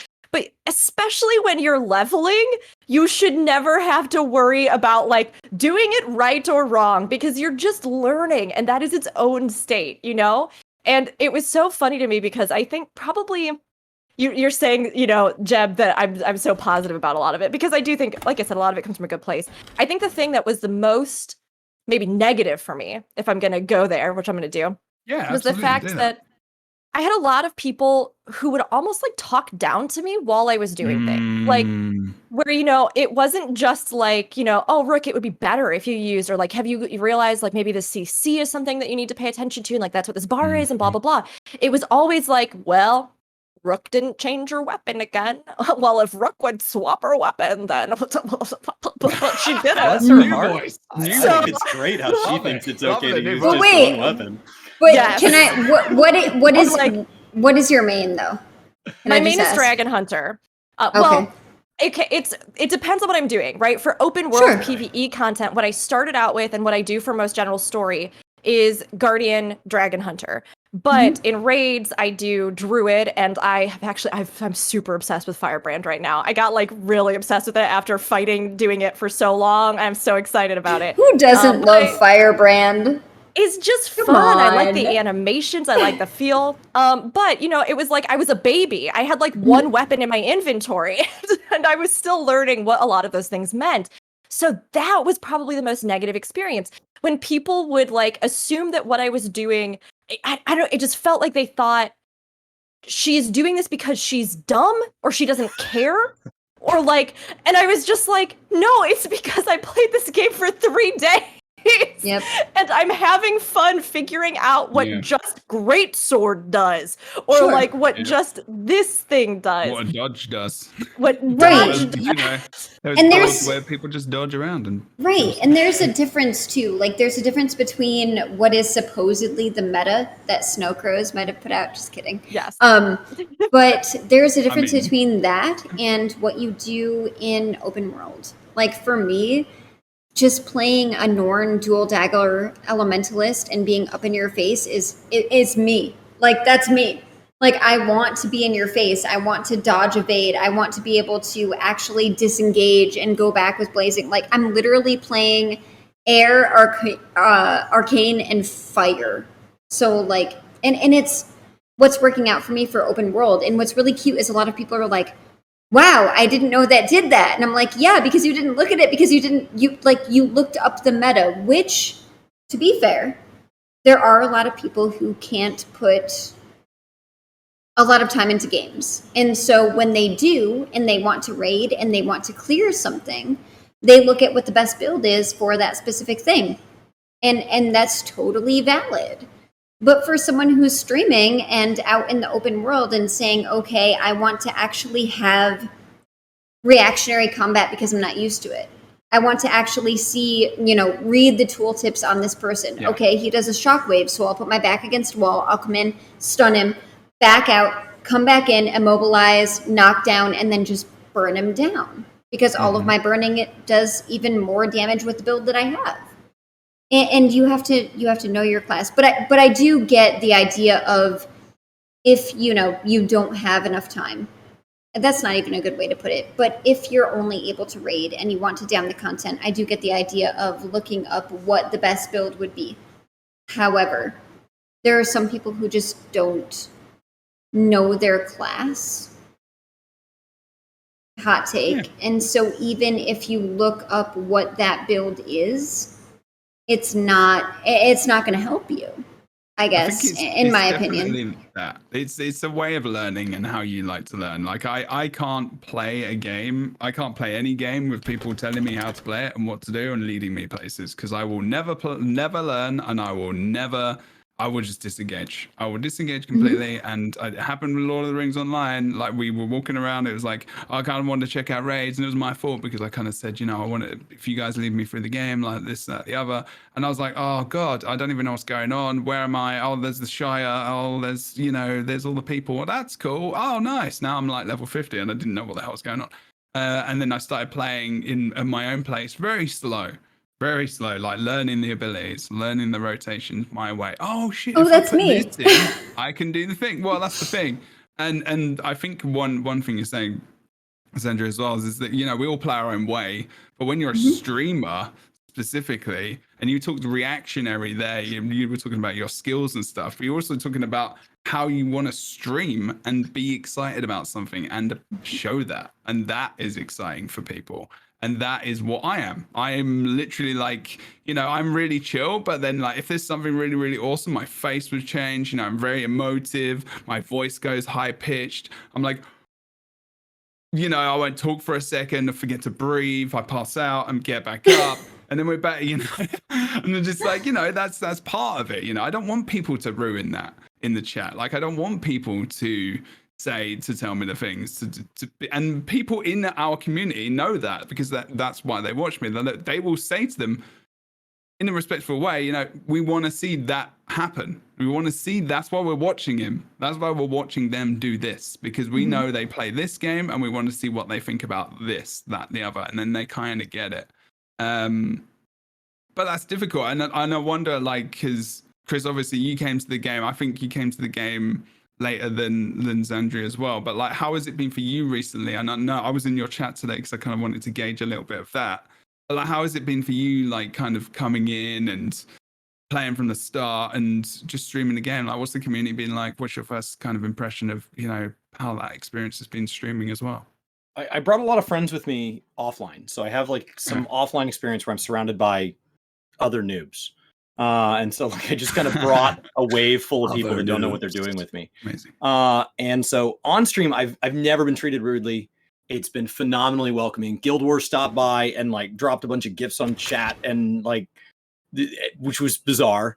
And so like in the last 6 months, the two weirdest things that have happened to me on stream is I went live and people said, Asmongold is watching one of your videos right now, which is just proof that if you publish enough times, good things will happen. I don't think we're at 3,000 videos yet, but not for lack of trying. We'll get there. And then Guild Wars came in and dropped codes, which was just like this amazing gift to come in on a non-ArenaNet partner and just say, hey, We think it's awesome you're playing the game. And those are like my two most bizarre, like, well, I woke up this morning and I expected a lot of versions of the world. This was not one of them. Nobody's been rude to me. And so what I found is people want to help. They want to help. They want to welcome you in. And so take them into places where you wish there was a live, real-time responding wiki page that was mostly accurate. And so I just go do that. And so if I want to know how to like unlock a system, go with them.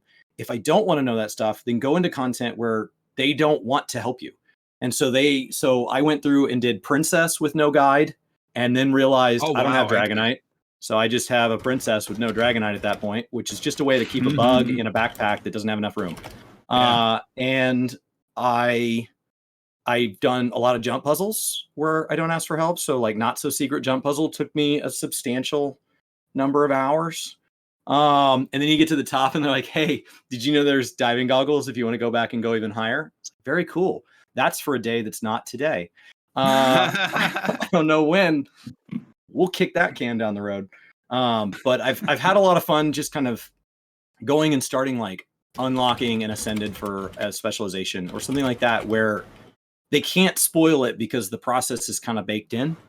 And so that's been a really fun way to enjoy that with the community where they get to be as helpful and welcoming as they want to be. And I don't have to feel like we're at odds. It's like, no, I want you guys here. This is awesome. And then I can save offline time for like when I'm at a spot in the story where I care and I want to go through that, I can do that offline. Or when I want to learn a build or a rotation where I'm going to stop and I'm going to read tooltips. I tend to get off topic. I think I'm in good company on that. And so I find that learning a build for my level of focus is probably best when there's nothing else going on. And so I can do that offline at my own progression. And the only difference is when somebody's trying to be helpful offline and like I can't steer it to something to say, hey, I don't want help. Like I'm trying to do a thing. I'm trying to figure it out my way. And that's when I get toxicity offline in doing a fractal wrong or doing, and it's all been offline. It hasn't been anybody in stream. And what's funny is it's never happened to be in game while live, even though I'm with strangers. So I don't know how they know, but like the moment I'm not live, that's the only time I've run into issues. It's the same toxicity as 14 and WoW get. It comes from one of two places. It comes from passion for the game and wanting you to have the joy that they have in the future and just dragging you, just whiplashing you all the way to where they are. Or a difference between reality and expectations. So somebody goes in and says, I got 20 minutes before I got to take off. I got to get one more fractal this week. I'm going to hop in. I'm going to clear my fractal. And somebody else goes, I've never done fractals before. Oh man, I'm going to try pushing fractals further than I did the first time, which was 5 minutes ago. I got my first piece of agony resist. Let's do it. And then they hop into a party together and it's a disaster. Like it's just a complete disaster because there's no way that both of those realities are going to be true. And so one of them is going to get dragged into a situation they didn't want to be in, and how they respond is entirely up to what kind of day they've had, how they're used to communicating online. And so that's where most of it comes from in MMOs. And I've been in communities where that's more vocal. I've been in communities where it's not. 14 likes to brag that it's not as common as in WoW, but you know, the difference is in WoW, it's not bannable. So I would argue that's a curated version. That doesn't mean people aren't thinking it. They're just not allowed to say it. And so I think every MMO community has it, and it comes from one of those two places. I want to help. I love this game. Or I had an expectation when I logged in, and you're hurting my expectation because you're not where I'm at. It's a really good breakdown of it, honestly. Yes, I totally agree with that. You know, like you can't control oftentimes what's happening with other players. And I think you do get to tell when there are those lines or boundaries. And I mean, I will say this, like overall in Guild Wars 2, it's actually really funny to me, Chris, that you had this experience, because I think it's almost been the reverse for me. Like when I'm just alone on my own, nothing. When I was streaming it, that's when I had those moments. And and I mean, again, like it's to say that I think a lot of it did come from that like first place, that place of passion, right? And I think the community as a whole really is passionate, and especially for a game that I think has grown and changed and is such a different beast than even the vision it had when it was released, and like all these different things. it really has been amazing to see what this game means to people. And then, like you said as well, with the devs or with like, you know, the Guild Wars channel that came in, like there's this real like tangible love that I felt for the game that is there. And like, of course, you're going to still have those weird experiences sometimes. But like overall, I think that Guild Wars 2 does have a lot of really fun stuff, like you said, to just discover.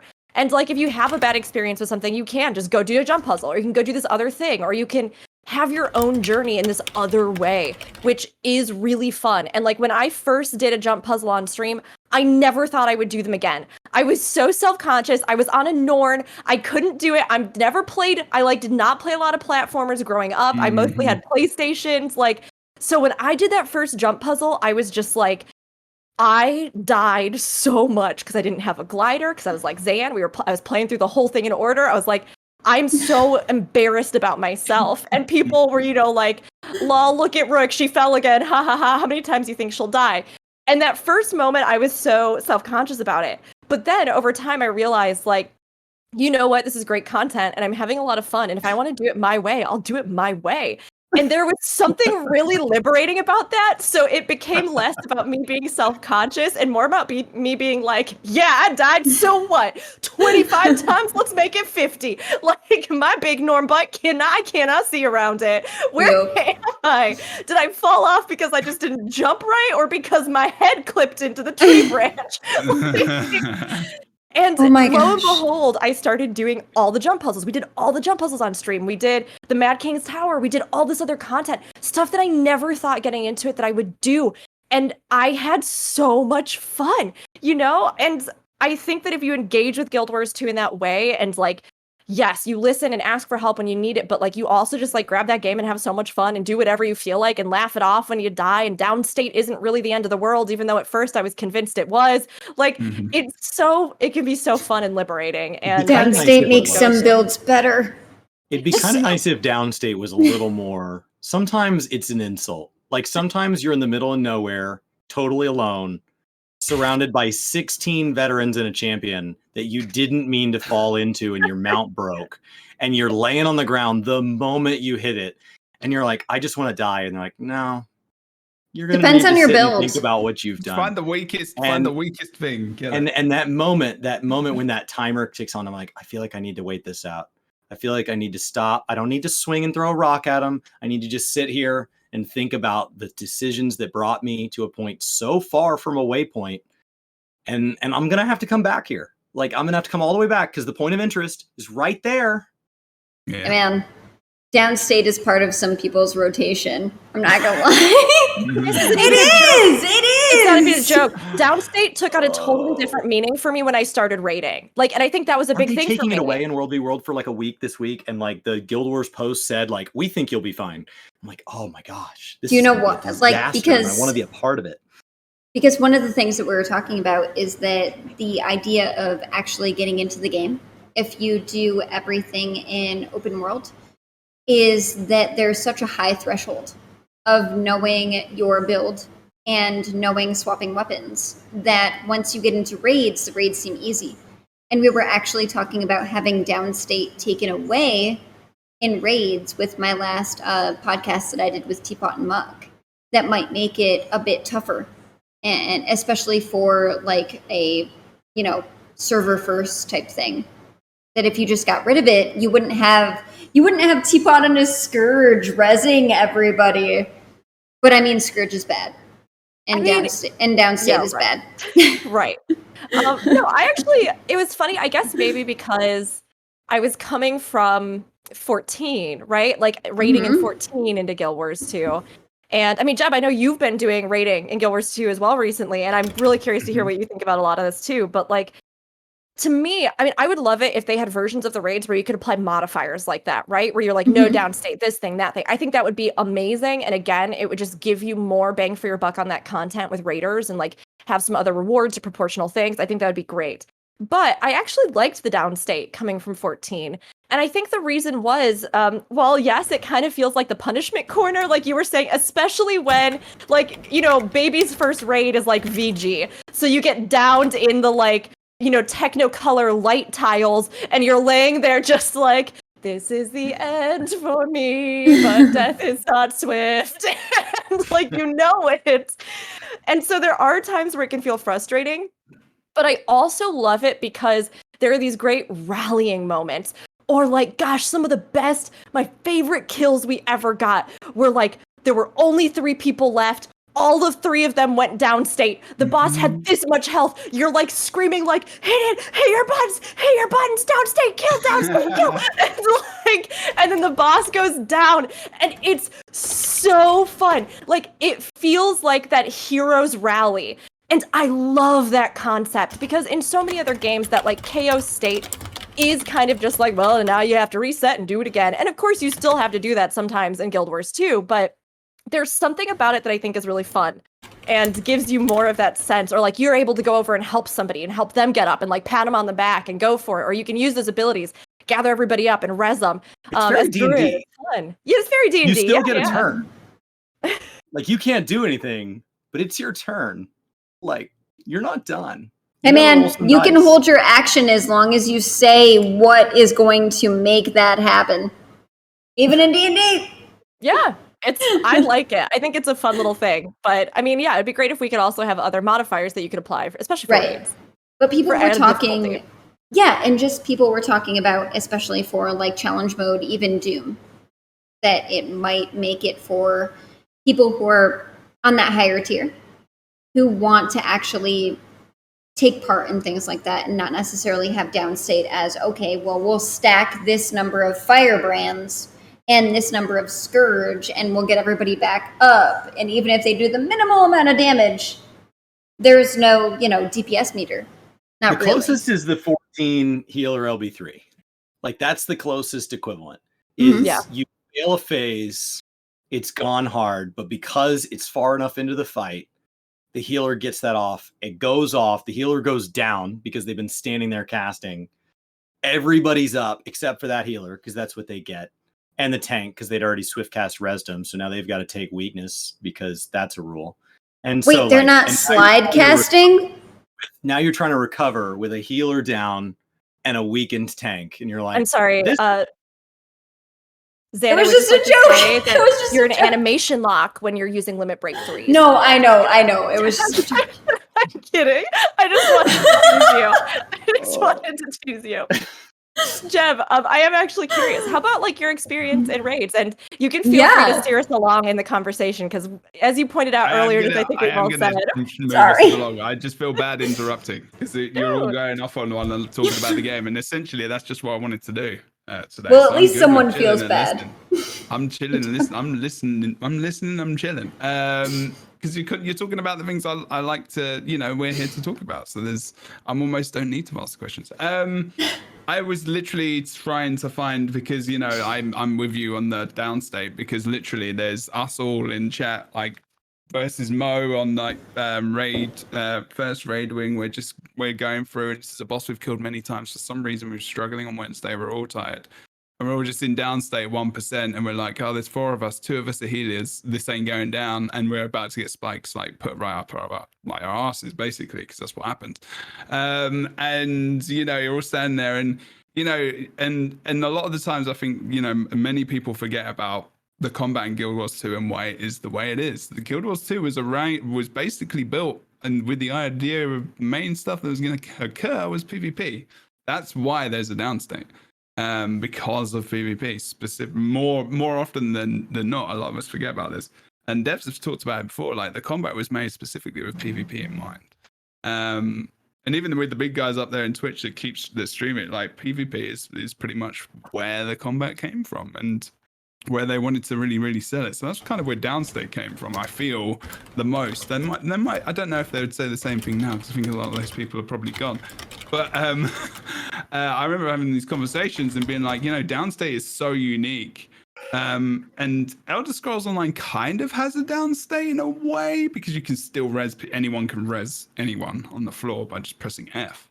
And there's it takes an amount of time. It's a bit longer. Depending on whether or not you got Kegnerex, which is like a Destiny has a form of it. You bring people back up in Destiny. Yeah, exactly. So like it's very much not that kind of WoW or Final Fantasy where you've got a res and you have to use it or cast it, whatever. So for me, I definitely do enjoy that. I think, I CMs and stuff are calling Guild Wars 2 ranges. There's just not enough people for them to put the effort into creating this kind of extra stuff, which only about 100 people are probably going to play. Unfortunately, it's not worth it for them. I think that's very much like content creators creating their way, like Teapot does, for example. Like he did level 78 or 76 or something, first ever under leveled raid clear with like an entire raid where they had like all rares level like 74 or something like that. I was there. So yeah. Oh, you were there. There you go. And so that's something he did. I think that's very much like I think Guild Wars 2, they like that. They like people creating their own stuff. So necessarily, I think it creates more engagement as well. People creating that kind of stuff, creating a raid tournament, creating a dungeon tournament, which is essentially what World of Warcraft did. People just took the idea from another game and put it into Guild Wars 2. Genius. Why the hell not? It works. It's easy to do. Creating these things where say no death, and like if you get no death in. I don't know if it's in every wing, but like there are achievements where you can, if you don't get a death on each boss, then you can get an achievement for it. So these things are kind of in the game, but they're not really like that celebratory, and they're not really like, whoa, we got this kind of thing. Because you don't get anything like really awesome for it. You just get 2 achievement points. You don't get anything like a mount skin or anything, which would be cool because then you would get more people going into raids and stuff like that to do it. So Zendra, I reckon I feel like you're right. In terms of the stuff that could be cool, if there was a good reward behind it, you would see raid population jump massively. But that's another conversation. But it would happen, and that's what Elder Scrolls Online does. You get that done for an entire trial, which is their version of raid, which is 10 people. You will basically be able to get yourself a sick ass mount skin. Okay, fine. I'll download it now. Okay. It's good. They've got good rewards. They've got a good reward system, and their reward system is only going to improve by next month, where you're able to get stuff off of their store by doing content weekly and daily in game. Yeah, I saw that actually. Glad they're doing that. That's actually been like a game changer for me when it comes to talking about ESO. No joke, because that cash up has been a big holdback for them. I think is like a little caveat. Like, this game is great.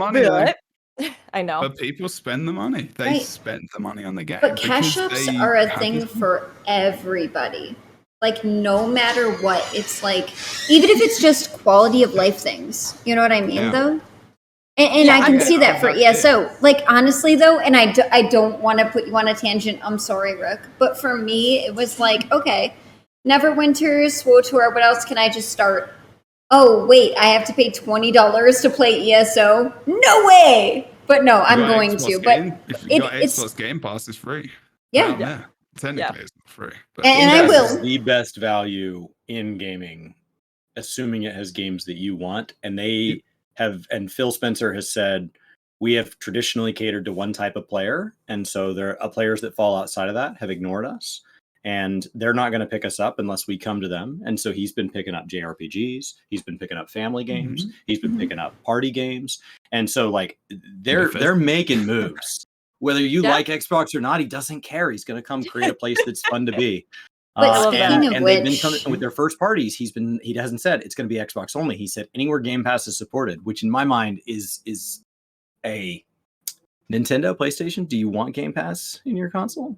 Because we'll put it there. No, because my controller's broken because my dog ate it. No, I'm just kidding. It's an intriguing value. And something that even if it makes PlayStation answer, it makes, gosh, why is there not a Square Enix Pass? Why is there not it brings things in. It's a value. You look at World of Warcraft struggling to put content out, and then they put Classic out. Like there's a bitterness that, why are you charging me for this? And it's one of my biggest frustrations with Guild Wars is you veteran players tell me our biggest issue is these content droughts. It's that these expansions are so exciting because they're shooting comets. Why are they shooting comets? Why are they not every 24 months? Because they don't have the money. I don't think it's because they don't have the money. They don't ask for it. I honestly think it's because with the small amount of devs that they have, we're not going to schedule things this month, and this month. It's when it's done and it's up to par, we will release it. I want to add a disclaimer right now as well. So Guild Wars 2, and because all of you haven't played from the beginning, but Brooke knows this, and it's important information I feel may not have been passed on to the both of you. Maybe I'm not sure when talking to Teapot and Mark Clark if that's something they talked about. Again, Teapot, I don't think played at launch. I think Mark Clark is very new as well. Like, no, not saying that Teapot is new, but I don't know if he played at launch. But he definitely knows this, and so does Mark Clark as well, and other people.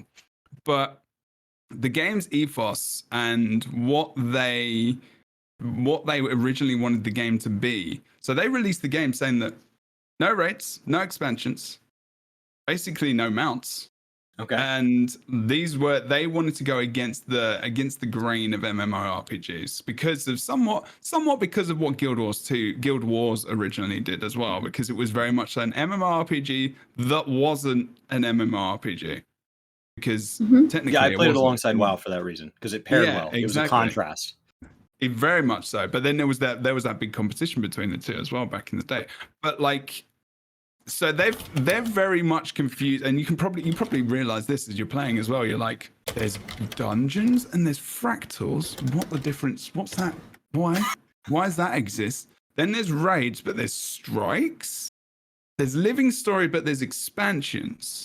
There's a personal story, but then there's living story, and then there's expansions. Then there's expansion story, and then there's side stories. But then there's these achievements inside the living worlds where I can potentially get a legendary in End of Dragons or a voucher for one. And then you're like, it's really hard as a new player. There's a lot of stuff, really right? Hard. And the point I'm trying to make is the fact that I'm still not sure if it's specifically a money thing. I don't think they know what they want to do most of the time. No, it's like I'm coming from a place of experience. Trust me. Let me finish my thought process here. Sorry. So the reason because I've got to explain the past. So they started off with what they wanted to do is a live service. And you experience this massive event once, and then it's gone. So this is what happened with South Sun Cove. And people in chat will be able to back me up on this as well, because this is old school. You experience this live event, which is like Living World Story. It doesn't happen again. It never happens again. And that was their plan. And they were going to do content every 2 weeks, new content. This is why they didn't plan for expansions. And it was not a good idea because one, their servers couldn't handle it. We couldn't handle it. It was like playing PowerPoint presentation. And then they went on towards expansions, which is what they went on to half ones because they felt that kind of we needed it. And then they did Living Story. And I think they did plan for a second expansion, Path of Fire as well. Then Icebreakers Saga came along. And it was like, it was either probably going to, at the time, going to be that. And this is where, opinions will vary. Because they weren't really sure where they wanted to go. And also they had these other projects that were going on. So if they didn't have the money for it, they definitely would have had these other projects going on. Who's in charge? Where's their background? Where's their experience? NCSoft. Their experience is, NCSoft is publishing it. And they've been publishing it for years. Guild Wars as well. But like in terms of like their people, most of the people have come up through Guild Wars with them, Arena Netwise, and have taken on other people from studios from all over like Seattle. A lot of the people come from, they've been in Destiny or like indie devs or even just like Germany. They're brought over from other games. Right now, a ton of their people actually went over to Amazon to do games there. And that was a big thing as well. So I think because they're going to release content nonstop is their promise, and they're going to back it with Amazon bucks. Yeah, except New World has changed how many times before release? None. It hasn't released. No, but it has changed though. It doesn't matter. No. Yeah. The New World wasn't even the game they went to. That's the thing. They went over to Crucible, so they didn't even go over to No, I know what they went to. I'm just speaking of Amazon in perspective. There's multiple things. Yeah. A lot of people say, they jump ship to Amazon. There are a lot of things that Amazon has canceled as well. Oh yeah. because of not having people, and a lot of it is due to COVID. A lot of it is due to not being able to have certain people during crunch. A lot of people, like, there's a lot that goes into it, but there's a lot of things that have been canceled recently, and there are a lot of people who have been really excited, just specifically, and I know that's not the thing, I know it is Crucible, but a lot of people have been excited about New World as well, and New World has changed completely. It doesn't matter if it's released. And what's even funnier is that people have paid to be a part of that alpha. People have paid to be a part of the pre-alpha, and every single time it has changed, which is good, because hopefully it's changed to the positive. Not for New World. But I sold New creation. especially, but New World 2, they've done even just a pay to, like, let's check out to see how the store works. That was recent. That was recent. Visceral. I'm gonna shift us back to Guild Wars 2. Right, Sorry. I'm sorry. I think there's like, we're very, very passionate about this. I understand. Mm-hmm. I definitely understand. But when it comes to money, I just want to make sure that we paint ArenaNet in the right light. Sure. Because I don't feel like money is. I do want to add to this though, and I do want to talk about it because I think that what you're saying is fair, right? Like I think it is a mix of things, but I think also to dismiss the fact that funding is a large part of this is it's an actual thing, you know, like. That's not to say like, oh, they earn plenty of money and they're doing just fine. Like really, like when you compare them to other MMOs that are like catering to the same audience, the amount of money that they charge and bring in, it is a difference. Like, and using those resources, we see this a lot as well with Warframe, which follows a very similar kind of model and also has very similar release stumbles. And or really cool, huge, groundbreaking innovations that they do that totally change up the game and are super amazing, right? And a passionate community that is thankful for what they give. Yes, and like I think that as far as like revenue models and content, the closest that I've seen is Warframe Guild Wars 2. Now, with that though, Jeb, I do have to say, as we've talked about ESO a little bit earlier, right? Yeah. And when we look at the way that Guild Wars 2, I think, has large-scale integrated the new content, changes, direction, style, those sorts of things, versus like how ESO has, integrated it. Because let's be real, the game that ESO is now is incredibly different than what it was at release. And Guild Wars 2 is very similar. But I think the big difference here is that ESO has had a level of funding, a large enough team, all these other things, where that stuff, like retroactively smoothing out this whole process, putting in the resources, the labor, the time to like redesign fundamental systems, exploration, leveling stuff, experience gain, all of these different things. I think that's where the money plays a difference, right? And it's unfortunate because like, it's tough because with Guild Wars 2, I think there's a lot of stuff that they know they would love to address if they could. And be that whatever it is with the development time or resources or inner structures, like they just aren't able to create that exact same smooth overhaul that unifies all this experience. So we do end up with, like Chris, like what you were saying, where there are all these features and things as a new player where you're like, and then what? And where did that come from? How do I get it? And where is it? And what do I do? And yet I think it's important because it does push the game forward, right? Like they are responding to what's happening in MMOs. But because I don't think that they're able to really large scale smooth out and like they have had some changes in the team, they've had different ideas for content and the evolution of the game. And I just don't think that it has been completely cohesively worked in as a vision due to a lot of reasons so that it's still really fun and it's phenomenal. And I think new ideas are great and they are a lifeblood of a game, right? But at the same time, there are these little bumps where like as a player, you do have to kind of engage and figure it out and work through it and understand. And then like there's new stuff, but it's very similar to other games that I think have the same kind of team structure, revenue, free to play, but like a little bit of buy to play elements or, optional, like all these different things that go into it. So it's a mix. There's silver linings as a new player of this. There's a lot of positive that comes out of what you just described. Absolutely. The ArenaNet partner program is incredible. And that comes out of, we don't have time to teach players what they need to know. And so there are people that can reach out and be a personality and speak local languages, slangs, share their experience. We don't have to pay them full-time salaries. They can go generate some of that through ad revenue and all these other things. And we can have these basically contractor employees handle our community outreach in addition to us what an incredibly efficient use of resources compared to like World of Warcraft, who's like, we're going to handle it in house. Oh crap, we have to cancel BlizzCon, and then you don't have that resilience of the creator program. But it's different though, because, and that's what I was trying to get to, is a lot of people are upset about Living World and Icebrew, and if you start the game, that and the expansions are the only things that you have to purchase. Technically, the expansions are the only things you have to purchase with actual money. But a lot of people don't know that. They don't know that you can convert gems for things. They don't know about the new Living World season stuff with chapters coming out that are for free.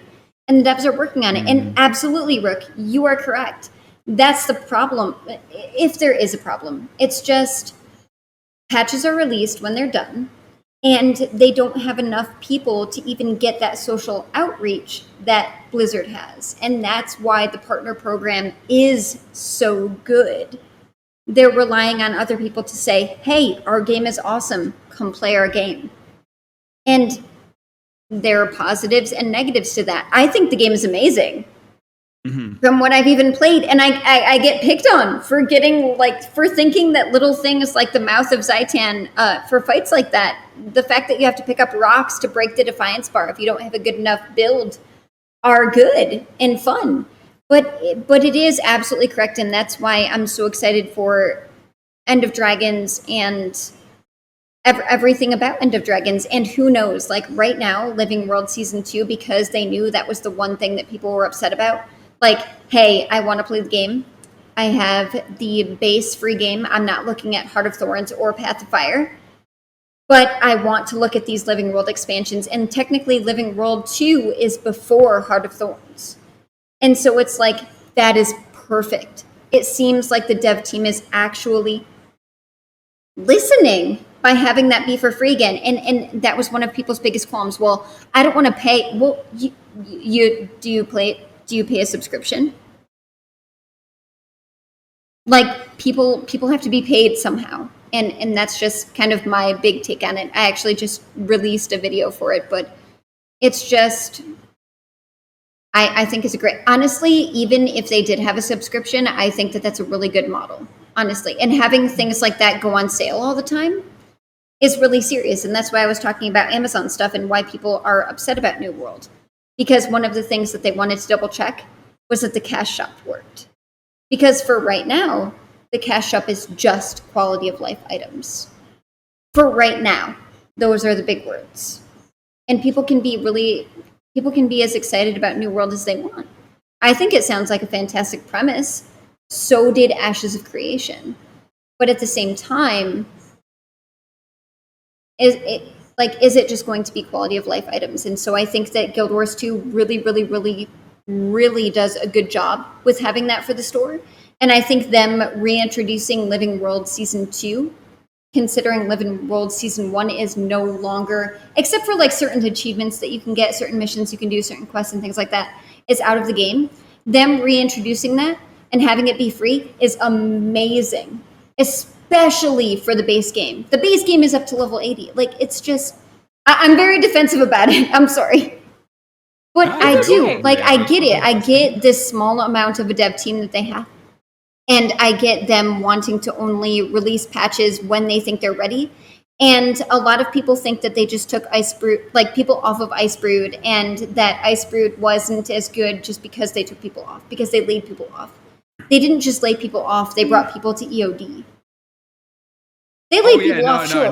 But they brought people The problem is, and we're gonna start moving on to another subject because this is a very heated conversation. Well, it's not heated, but like it's passionate. That's yeah. The thing. Sorry. So I think my original point was really talking about it's not just about money. Like money is what makes the world go round. Everything is about money. Unfortunately, that's just the way it is. And if we have the resources that we want, obviously we can dedicate and we can throw bodies at things, and that's fine. But there is also a thing called choices, and Arena have made some choices which have been a bit questionable at times in terms of the direction of the game. But I think that's something to do with their own exploratory way of how they want the game to evolve and to push forward, and what people expect from a game. And they change their minds about mounts, they change their minds about raids. about loads of stuff, which made the game even more awesome, which was cool. But they're okay to admit that, and that's good. But also, they are probably top 5 MMORPG, and they're probably the MMORPG which has the lowest, maybe the smallest team and the least money behind it, and they're still up there doing what they're doing. And that's a credit to them for sure, and to the community and to the partner program, which is awesome, which everyone talks about. And that proves to a degree, the money is important, of course, but they're still there doing their thing, and I think, just because I'm that kind of person where I'm like, money, yes, it does need to be a thing, but you can have impact as long as you put in your energy into the things which, are the things which people care about and they want to see push forward. I mean, we've seen fine examples of that in the last year on a game which doesn't even install for 2 gigabytes that is, up to $6-7 million right now. Like, 6 million copies. That is, if your energy is in the right place, you can create that money. But I think there's been choices that have been made which have, either stunted them or pushed them forward.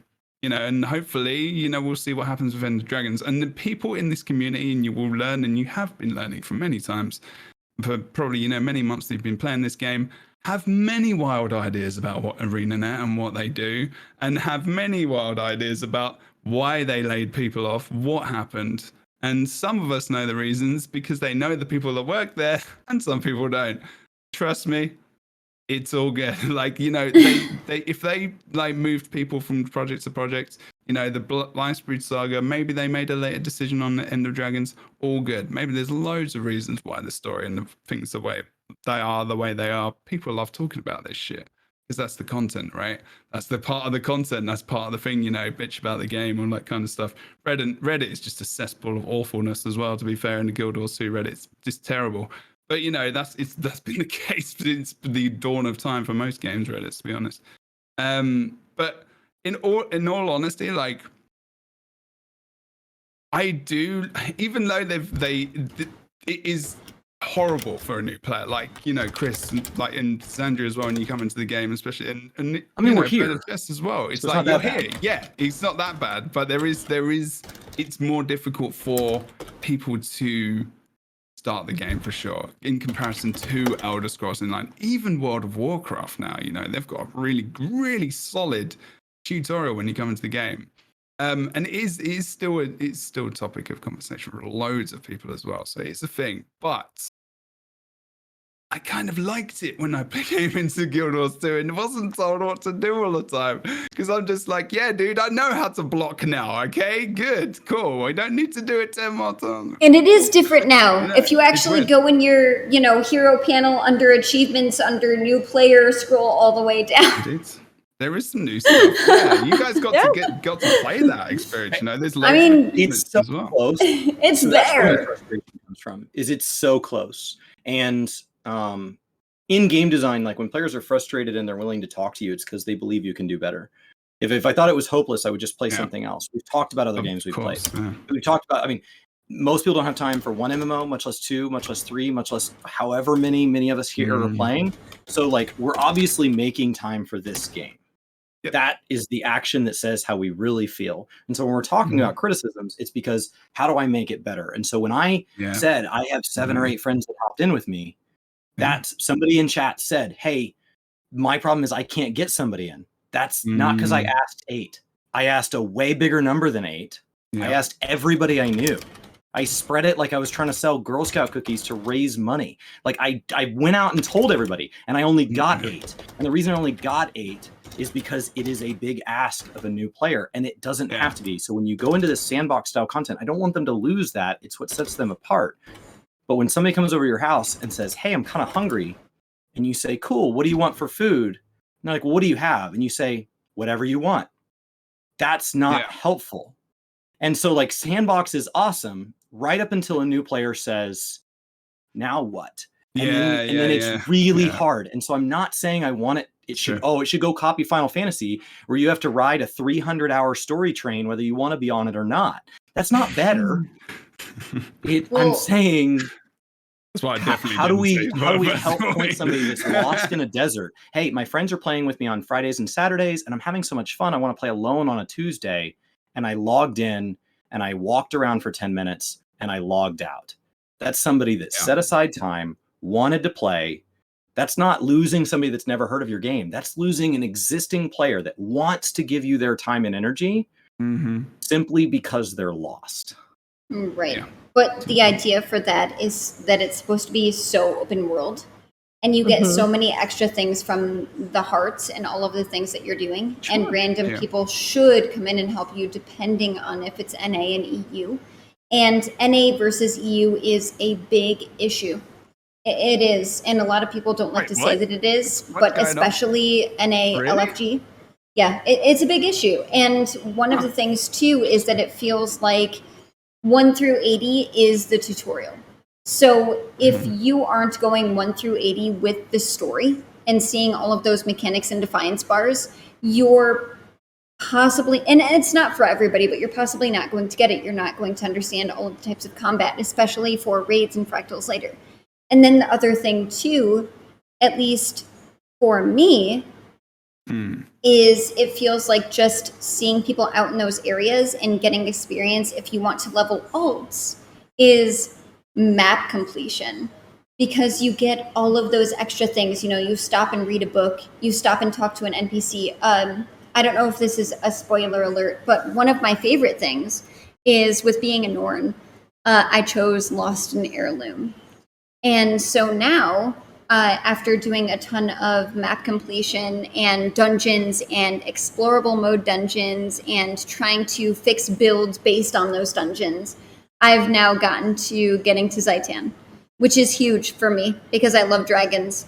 And one of the things that I chose was the magical map. And the magical map, the person that has the magical map or wanted to get the magical map is this ancestor of the Norn, who, if you chose that lost heirloom trait and you talk to him, you can't just leave the instance, you have to talk to him afterwards. There's so much more, it's deeper. And you see what happened with Norn, you see what happened with the Coden, you see what happened to Lion's Arch and Or and all of these things. And it was actually funny because I was streaming this yesterday. I was by myself because it was an instance part of the story.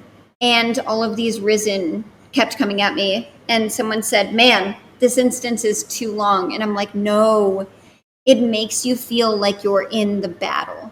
And you actually have to break defiance bars. It makes you actually feel like you were out there. So this is just after the mouth of Zaitan. And so you can go after the Risen ship who's bringing bodies to Or. Oh, yeah. Or you can choose the magical map. And I chose the magical map just because I had lost an heirloom. Yeah. And yeah, so those little details. I'm sorry, go ahead, Sam. Go ahead. No, you're fine. I was pretty much done. I was just going to say that I feel like it's a big NA versus EU thing, especially depending on the type of people that there are. And a lot of people actually assume Guild Wars 2 to be a dead game, and it's not. But a lot of people don't know that, especially on NA. What do you mean like NA versus EU thing in terms of? I'm a bit confused about what this is.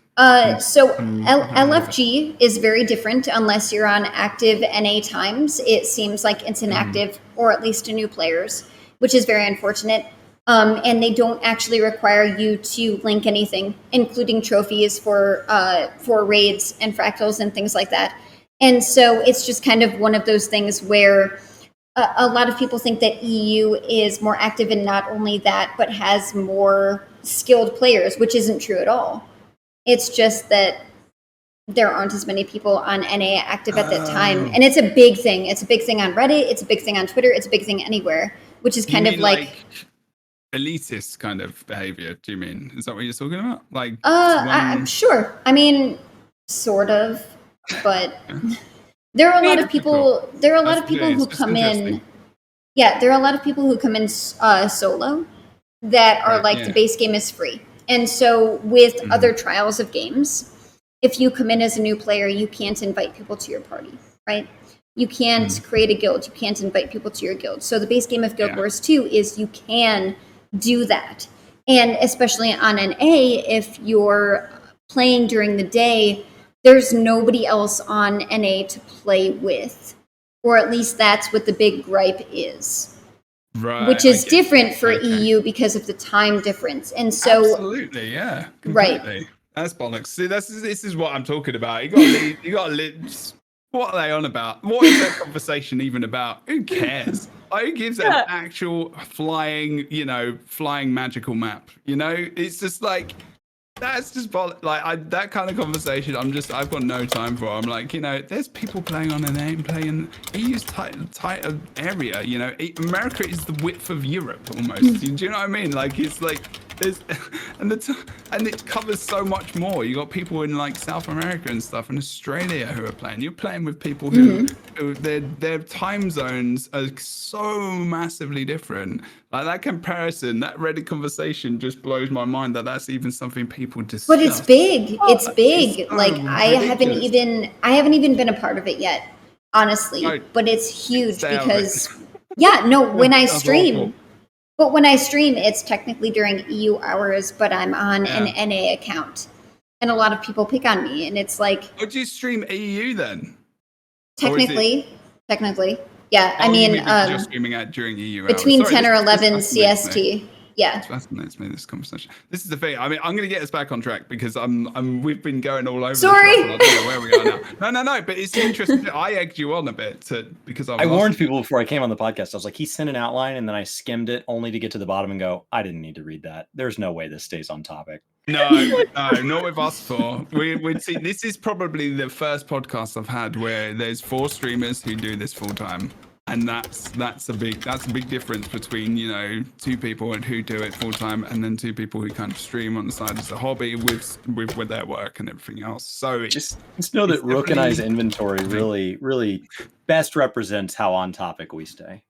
Yeah, if one wants to say that our inventory management skills are as good as our ability to stay just honed in on a single topic, wow, then yeah, I need I'd to say there's a direct leave. correlation. I have like 5. I have 20 slot bags in every single slot because I haven't finished the Living World that gives you the 32 slot, and I have like 5 open spaces.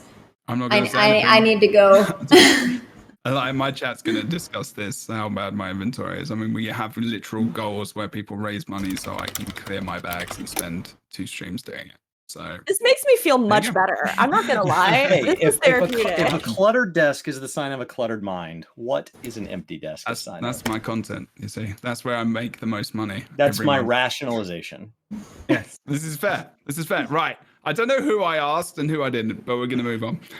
Because I feel like we've probably talked about the things because we've been talking for 2 hours and 20 minutes. And it's been great. It's been really, really good. I'm starting an MMO podcast, a general one. This has to be done. I've got to do it. Okay, so I want to actually know something. So when you started this, did you all start with character creation when you started streaming Guild Wars 2? I know we're going way the other way now. This is more casual now.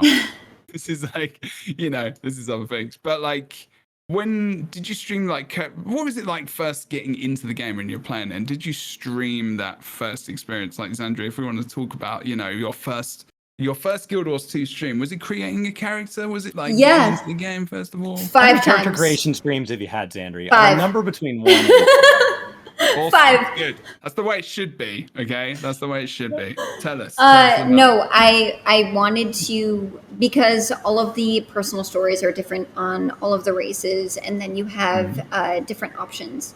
And I wanted to explore all of those options and see how they resonated with me because I'm very serious about story. And so Norn, funnily enough, is the most pleasing to me. And that's why my dual dagger elementalist build is so serious, because it's kind of an in-your-face thing, which is me to a T. So you're very RP with it, kind of like yeah, true to life. Right, and so I. That would not be good. No, it's true. And I'd actually done before I actually started streaming it. I'd done 4 videos, 1 on each race. I started with human warrior, which I believe is what Chris. Did you initially? No, you're salad warrior, correct? I started with human warrior because I felt like it was more basic, I guess, or that's what you would go with for other MMOs, not realizing the whole weapon swap and all of that. And so I started with that with my original impression of Guild Wars 2. And then I swapped to the Char, and then I swapped to Sylvari, and then I ended up on Norm.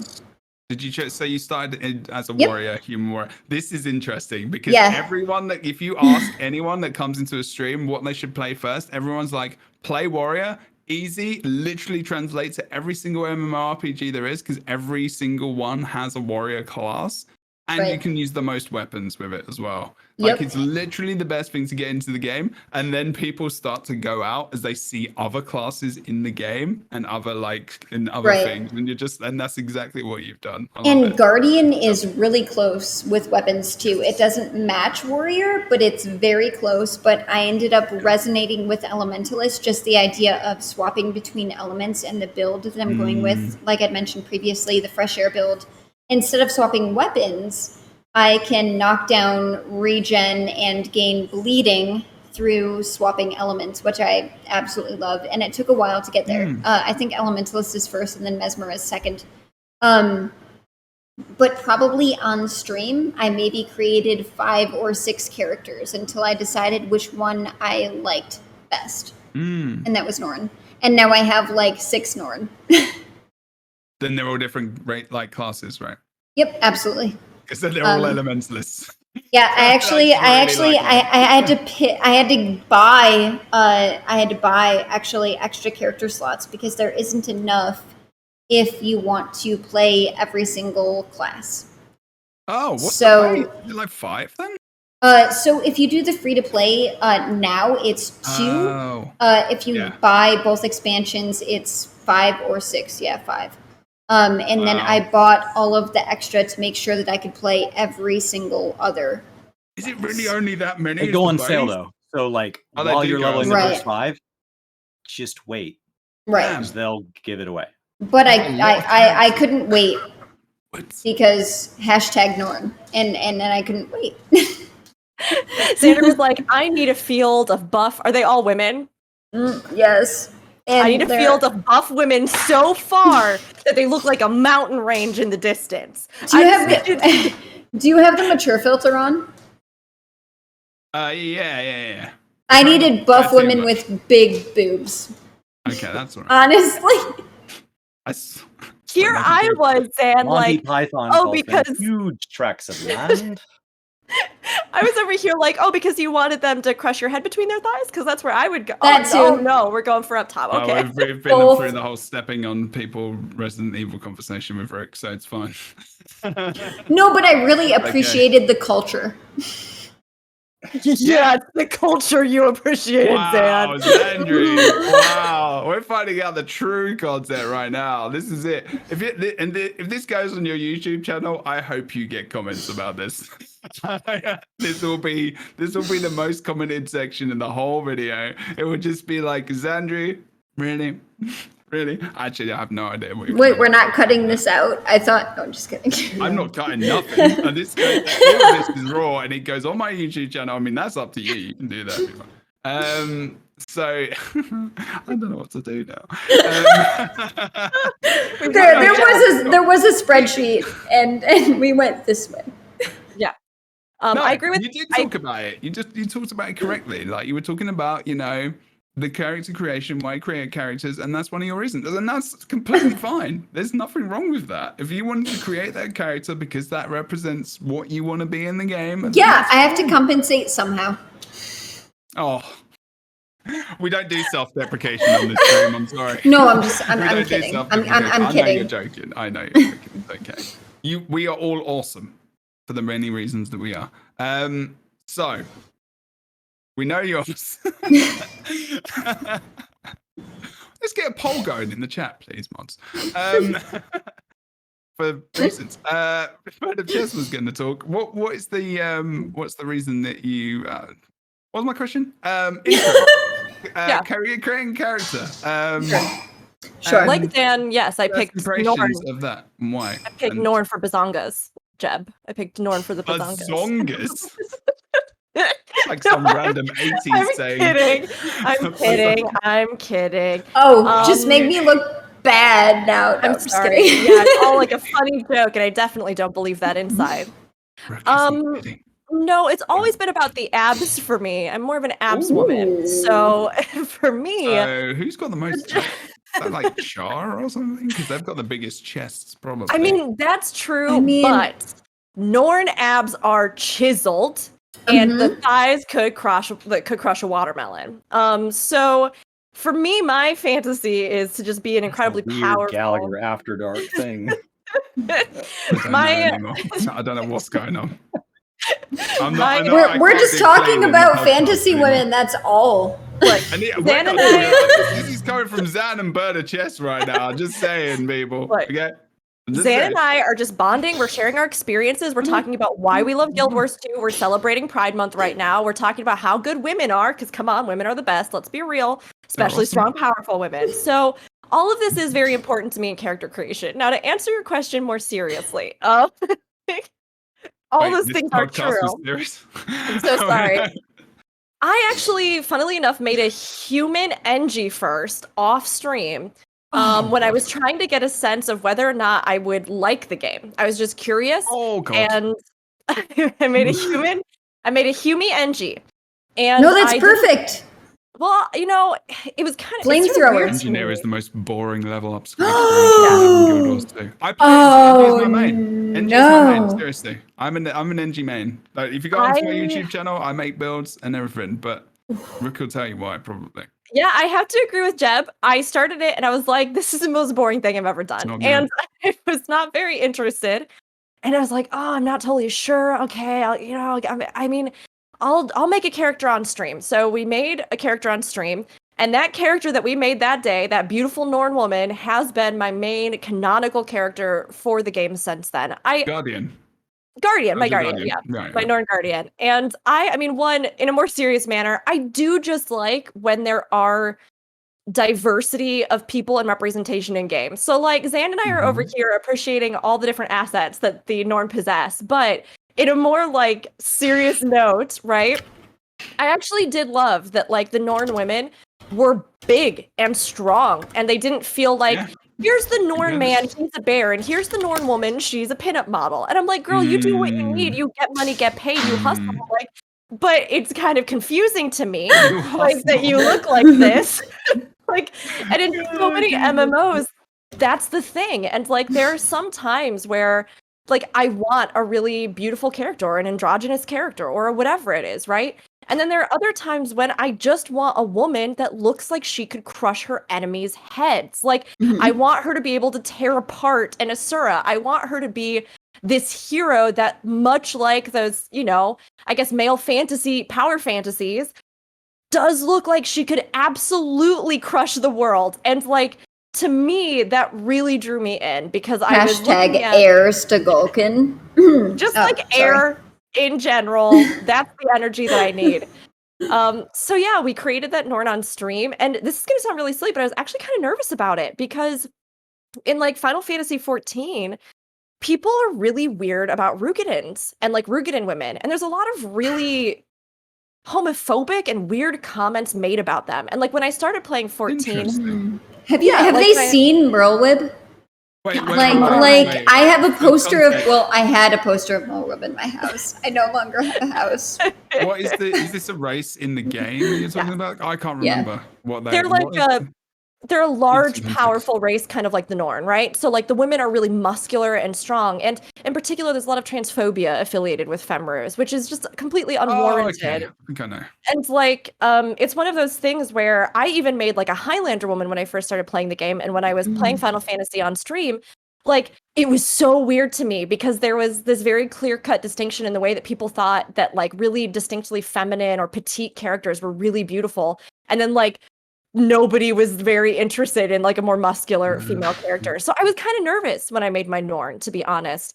But one of the things that I love about Guild Wars 2 is that I think the landscape is so visually diverse and the characters are so diverse. And I love that like in the char, there's not like, again, like a sexualization of either gender. Like they are just cat people and I love it. Like, you know, I think and they're so bestial. Like, it's not just people with ears. It's like a full-on, like, cat.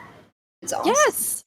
And so, like, for me, I think talking about these strong, powerful women and, like, being excited about them with Zan and, like, you know, making, I mean, yes, jokes sometimes about, like, how we're attracted to them. To me, it's actually really affirming because, like, I made that character and I love her. Like, she to this day is my canonical commander. And, like, she is strong and powerful and wild. And I love it. And, like, I've made characters of every race since. And I really enjoy their stories as well. And I have some characters that I RP more or that I raid on more or things like that. But for me, like, that powerful woman is iconic to me as the commander, as, like, a woman who could shoulder the weight of all of Tyria. And I love it. And that's my love letter that I wrote to Ira Ulfjær, my commander. Thank you, everybody, for listening. I appreciate it. Cool. No, that's awesome. That's good. Like, if you can identify with your character in the game, and that's an important thing. That's what we want to do in them. You know, in any game, if we can possibly get that experience. And I'm glad you both get that. That's awesome. Good Can I ask a question though? Do you actually, like, legitimately RP your Norn, like, on stream? Or in YouTube videos, specifically with the letter that you wrote to your commander? Like, I'm just curious. This is so funny that you asked this right now. I usually RP off stream, unless I'm doing tabletop. Like, I have a history with acting, and so, like, for me, like, LARPing or tabletop RPG, or, like, where you're around a table, it feels more dynamic and interesting. So I've always been kind of, like, unsure how an actual text RP would go on. You know, like, would people be interested if I did readings? That would be another thing. But it's really funny because for my birthday on Friday, actually some of our guild mates and some of the people in the chat and some wonderful fam all got together to script an adventure, a quest for me in Guild Wars 2. And they sent a letter to my mailbox about this, like, we have to go and find this. It was so, is this one of the sweetest things that's ever happened to me? They took me around, we went out and we, like, had to reclaim this ancient lost sword, and then we had to do these other things to upgrade it, and everybody was RPing with me, and I was voicing their characters on stream. It was so fun. And at the end, when we finally upgraded it, they gifted me Twilight, and I was like, Twilight? Really? Oh my god! Oh my god. That's awesome! Happy belated! Thank you. That's awesome. So why don't you upload YouTube content? I know. No, she does. Just not often enough. I know. I mean, I'm working on it right now. Huge advocate for hit publish more. I'm working with a couple. I've got some new editors in the works and things that I'm really excited about. And RP content is actually something really big that I'm passionate about and that I really want to do more content around. So, and Zan, I know you tabletop, you do RPGs and stuff. Do you roleplay your character? It's more of okay, so do you guys want to hear something really, really cheesy? Like super cheesy? I'm here for it. Okay. I'm here for it. So I'd been through a couple of one-shots for D&D 5e, and then I was part of an actual campaign, and my fiance and I actually met off of stream and playing in that campaign, where that character was online? Or was it like in person? Yeah. No, it was online. Online D&D. This is how you met your fiance. Roll20. Yeah. I love it. D&D 5e. Beautiful. And so I was playing a champion. But we were both kind of Norse inspired characters. And it's funny because everyone is like, Zan, do you RP your characters? And I'm kind of like, no, I base my characters around me, just the me that I don't get to really be like all the time. And so it was like a really gruff, picks on people champion that probably could have had a couple of points in Barbarian, essentially. And so it's awesome that you actually talked about LARPing, Rook, because it's something that I've wanted to do and I've never gotten to do. And that was how we met. And we're getting married in September. Like, it's amazing. Zan, anytime. If you ever want seriously, RP, you don't even do like a Guild Wars 2 D&D one shot or something. And you're not far. Like, you're literally like 3 hours away.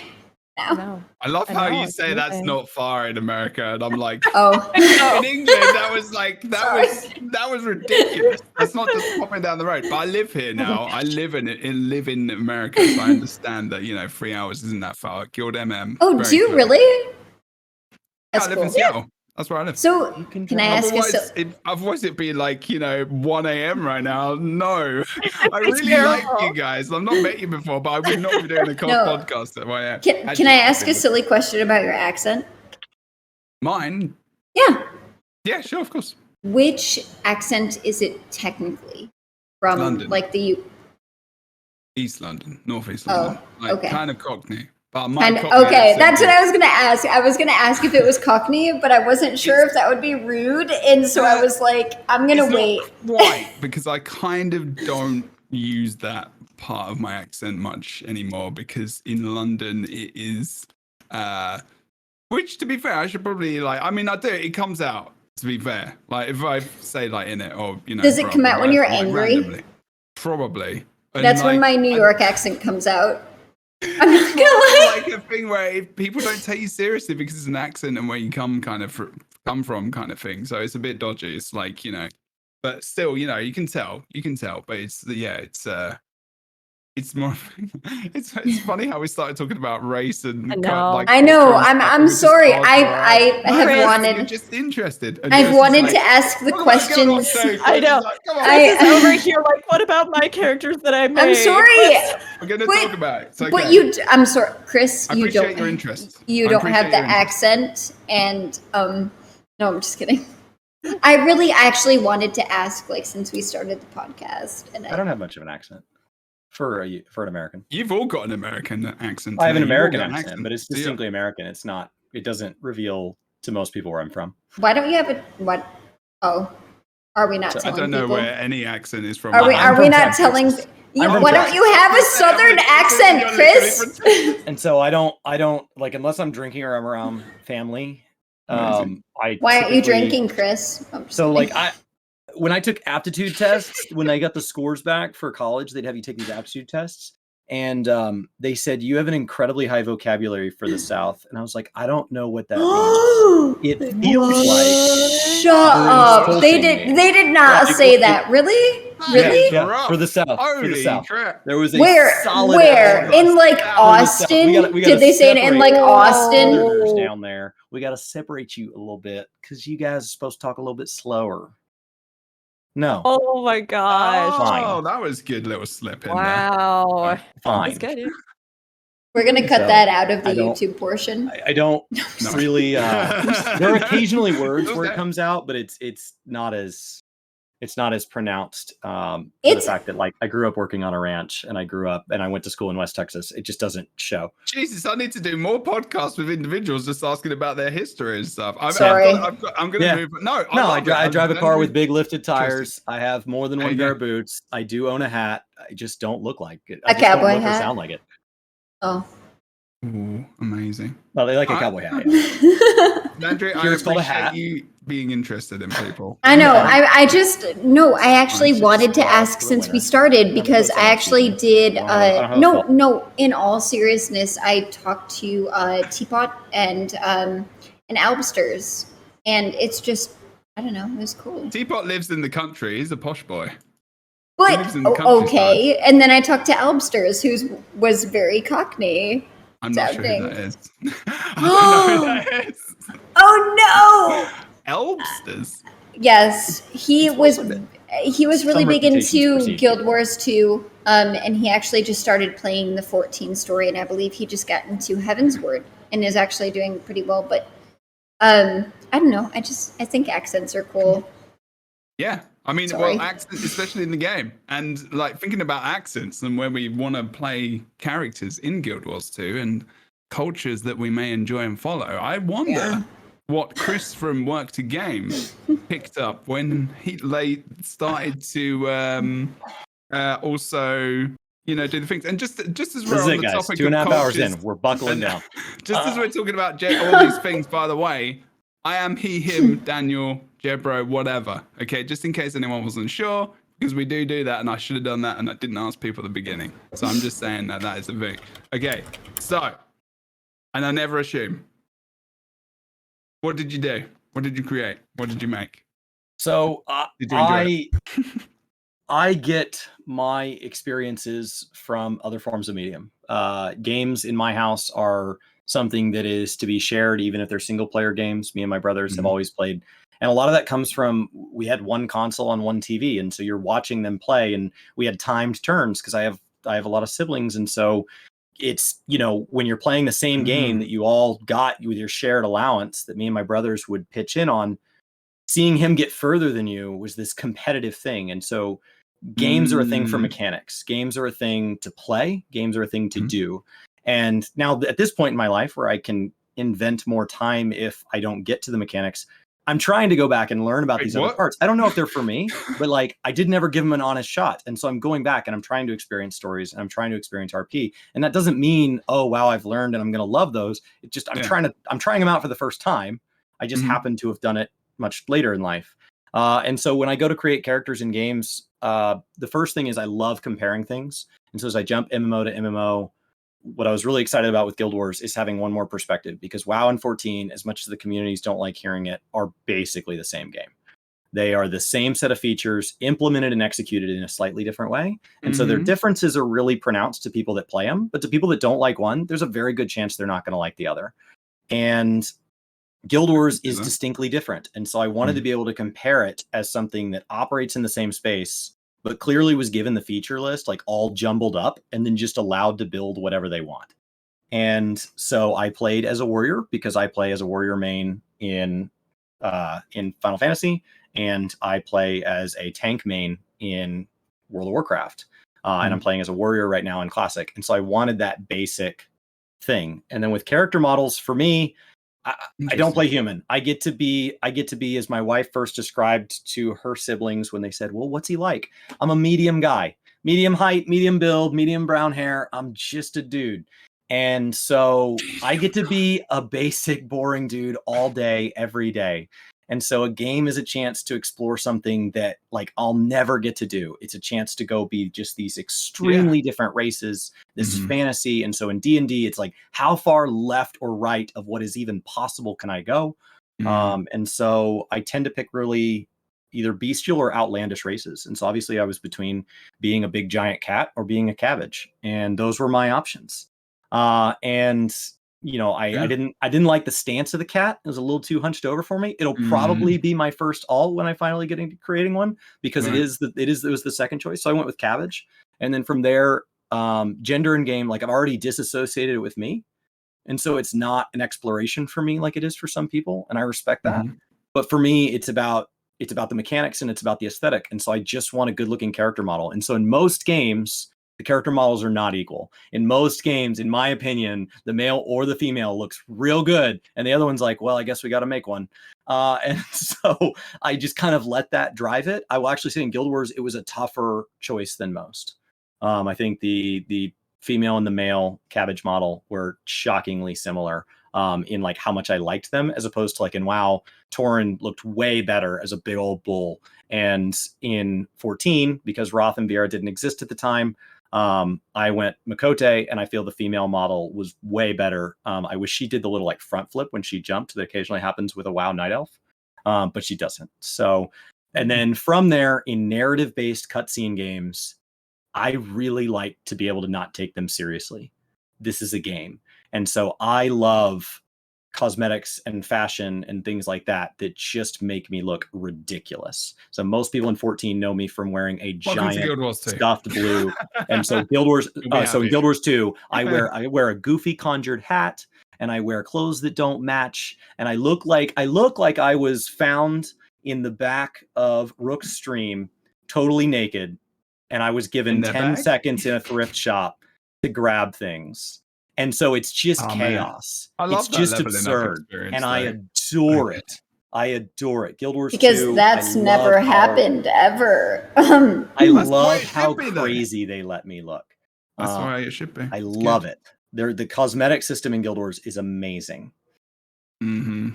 It's part of the. I mean, that's it. I mean, that's true actually. Like first reaction to that. I mean, that's good. So what is it that you enjoy the most about the cosmetic system? Is it easy to use? Is it just the fact that you can do kind of a lot of what you want to do specifically with your character? Like, what is it that you I like the most about?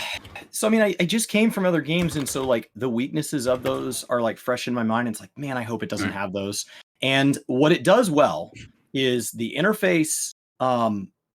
It allows you to store that stuff. Like for an inventory management game, once you get a cosmetic, it doesn't need to be something that you store in like a limited, like you get to pick your favorite 100 cosmetics. Never should you discover anything that That's you might Final want Fantasy later. 14, right? And We're talking the about- No. dies Or is are it this not like that? discovery process. They're not like a Okay, consumable per se. Was They're not great. something. So like I can just Yeah. change the colors. I can just be like, well, we're this color now. And so I can just explore that. And Yeah, it whenever really you want. opens itself up. I play Warhammer 40K, and like I love that idea that I can just like paint my gear, and then if I want to change it, I could just paint it something else. Yeah. That's awesome. And then from there, like the sheer breadth of they don't care that I look like a warrior. And so between like the wardrobe full-blown like outfits where they're like, you're not even a cabbage anymore, or you can go in and I got a conjured hat out of like that floats off my head out of like a black chest, and all I can think is, I wish I had a set that matches this, but I'm going to use it anyway. So like it doesn't match anything I've seen in game. No. I have not seen a cosmetic drop for me that even remotely looks appropriate. And so I just love how far left and right it goes. Somebody gave me like a flower backpack, and I was like, yeah, that makes sense. Oh, that, yeah. Right, The yellow flower kind of backpack. We're daffodil doing thing. it. Flowers, not a quaggan. It's great. I at one point when I can have a bug on my face. I can just walk around Yeah. with a big giant bug on my face. No, absolutely. I decided that the quaggan were my slaves a couple of streams ago. It's Wow, Sandry. No! No, I did. I Zan, did, are you though. gonna be the big bad of the campaign? Do we all have to come liberate the quaggins? Well, no, I liberated them from everything else. And I just, I thought that they owed me, and all they had to give me was a shell. And so I said, you're in my servitude. And then someone sent me a quaggan pet. I logged in I on the guess you back need to end of that share. like April whatever thing where they like gave you an item that lets you be a choya. And so I was yeah. like in brand new streams, and I was like, new player Mhm. playing this, and people would come in like, oh, I haven't seen this game in a long time. Wait, you can be a choya? Yes. No, but I am. Like, And that's you can happening. get gathering ability, like gathering tools that are the choya just being really weird, trying to gather Right. things for you. And I was really scared at Love first when I things. saw it. Let's ruin But some honestly, I want the choya gathering Where's the tools. cutscenes? cutscenes. Let's ruin some cutscenes, man. I mean, This can is I an just emotional moment. Cue the music, and there's a choya. Oh. can I just be real here in this space for a Cool. moment?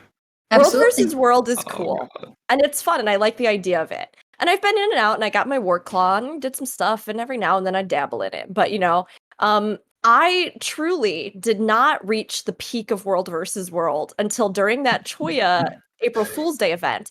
And I am berating myself because I did not save the footage, and I am in despair because it was so good. I had no idea how good it would be the day that we streamed.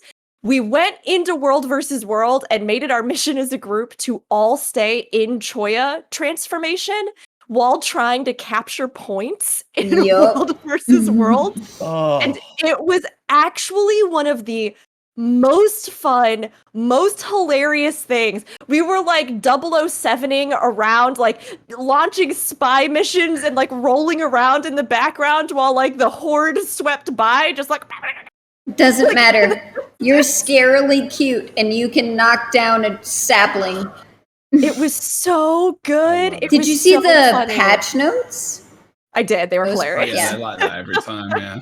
I love it. That's one of the first things that like any resistance I ran into as a new player, the fact that I was a choy, I was like, it doesn't matter. Life is good. Like this is great. This is what I want. No, if you were a scrit, no, I'm just kidding. Oh, I love the adore- scrit too. I I want adore the scrit goofy to be a playable cosmetics. race. These are games. These are about joy. I love that. It's fun. And Guild Wars 2 has a good range of stuff. I mean, like you pointed out, I mean, there's a lot of really silly stuff if you want to be over the top, or if you want to be flashy, or if you want to, have a million infusions that you stacked on each other until you look like Rainbow Sparkle Barf just exploded everywhere. Like, that's totally up to you. But if you also want to be a bit more understated, you can. And like the dyes and everything, you're so right. The Oh. convenience is unreal. especially like compared to 14. I go back to 14 and I'm like, 14, I love you. I love everything. There's so many things you do so well, but please just give me a glamour catalog. Give me like the transmog catalog. Give me the wardrobe, please. But not the glamour prisms. No, I'm sorry. I'm just so wait, can I ask Jebro and Rook a question?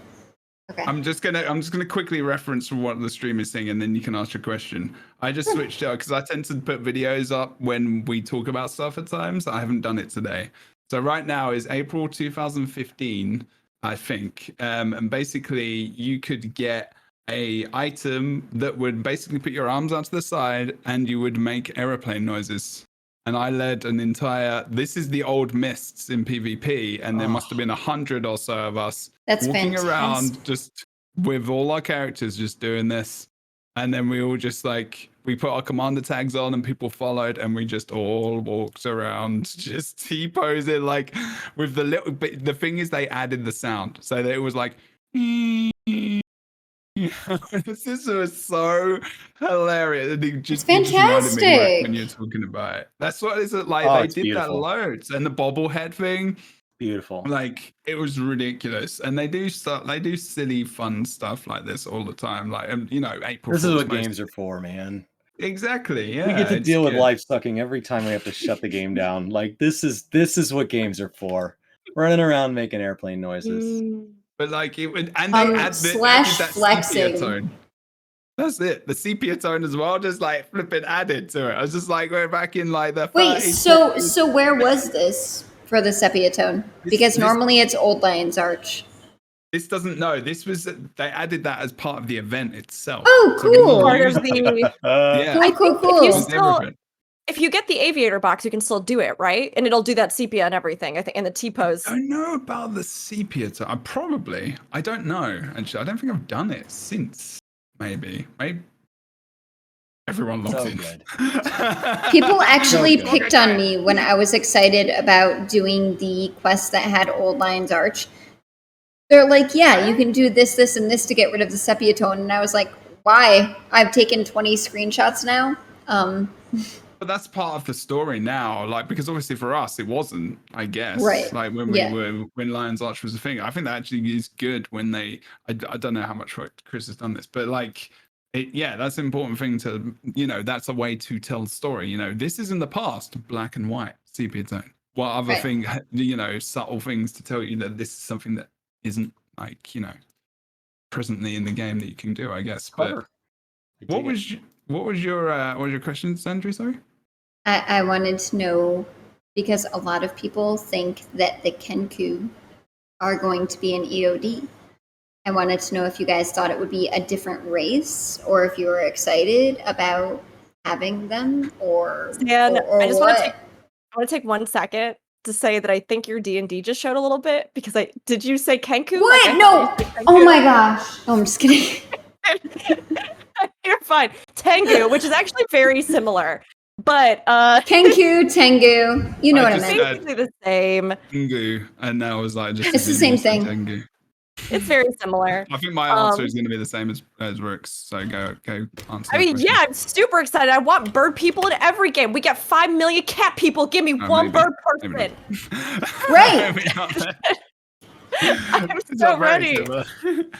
I don't know if they'll do it. We've talked about it before in some of the other casts that are more specific about End of Dragons theorizing and stuff like that, right? So I won't get too into it. But I don't know if we really. I would love it if they do it. If they do it, I'll be so excited. I will be so excited. I'll have a ton of Tengu. I'll have an army of bird people. I'll be so excited and happy. But I don't know if they will. I'm not holding out. I think it could be a thing, and I think this would be a good time to do it. But have they done it before with any expansions? No. So. I'd be fine with just more CC as well, character customization options and things like that. So do you think? CC? I don't want to get knocked down anymore. That happens way too much in PvP. All right, let me just log in and change my build real quick. Good stuff. All right, I'm gonna pull it back. Again, Tengu is it's one of those things where it would be awesome. Not gonna happen, but we should be able to dream, and I appreciate Rook for dreaming and being hopeful of that. I do. I will be there in the background. Something. Agreeing. Yes, we want loads of different things. I think they are definitely ambitious. They were ambitious with having all the different models that they had in the first place, and realizing that sometimes it's difficult to make things not clip and make it not look a little bit awful. But anyway, so let's continue. We have not actually got that much longer yet because it has been 3 hours, and I don't want to take too much more of your time because. Has it really? Yeah, this is what I'm yes. saying. Like Sorry. 3 hour, and these guys know, like, you know, I mean, you know as well, podcasts are just ridiculous. And I went for it. Like this one is probably, I've put a lot of questions in because I was just like. And none of them got answered. We're halfway through, guys. For those of you doing the home game. We're halfway through the actual outline. The Schneider cut of this podcast is. Well, we're halfway through and I've skipped questions. I'm so sorry. I apologize. No, this is supposed to be an authentic, genuine conversation. I don't want it to be like really. There's a guide. Like this is just my guide. This is my notes. This is just like I would like to hit these things, but if we don't, I want it to be organic and natural. I don't want it to be like I don't script stuff. I just can't. And that's the same with videos. I just don't like it. I like so new player experience. Anyone? I mean, we covered it. Questions further down. We've answered questions up ahead. Yeah, it's kind of funny because even though it's been organic, I think we have actually answered a lot of these in like one big mishmash that just kind of went. But yeah. This is it. This is the thing. And it gets you things in your ideas in your head and it makes you think about it before. So you kind of unconsciously you're thinking about it. There's my mental health counselor-ness coming through around there. Okay, so I'm going to pick a question here that I do want to ask those. I was talking about things being very organic. I'm going to go further down. I was just wondering about your thoughts, like what you thought about no sub, because we kind of mentioned it earlier. And as Andrew said about paying a sub, and I think Chris mentioned something about, nice to know sub model as well. So it's definitely a thought that's kind of in the ether out there, but for us, as well as probably many different people who come into Guild Wars too and think, why is there not a sub? There's not even like an optional sub like Elder Scrolls Online, where I can get access to extra stuff. Like, why is this not a thing?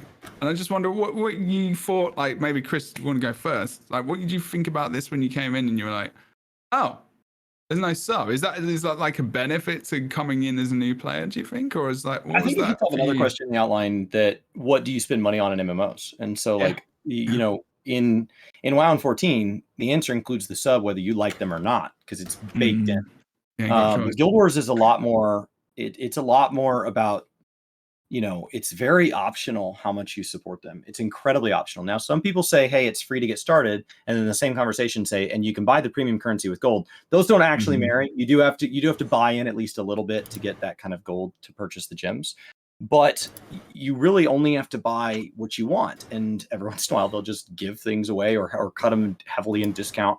And so it's really, really, really affordable if your only goal is to get to content like me. I said I love the fashion system, but I like buying things that feel like I'm enhancing my mechanical experience, like I'm supporting something that is a cause I care for. And not necessarily like charity events, because those get really weird with the way matches work. So there starts to be kind of some like, is that the best way to give to that cause? So that starts to get to be a more deeper conversation. But like Final Fantasy just came out with an 8-person mount, and they said this supports our fan fest. Oh yeah, that supports fan fest, right?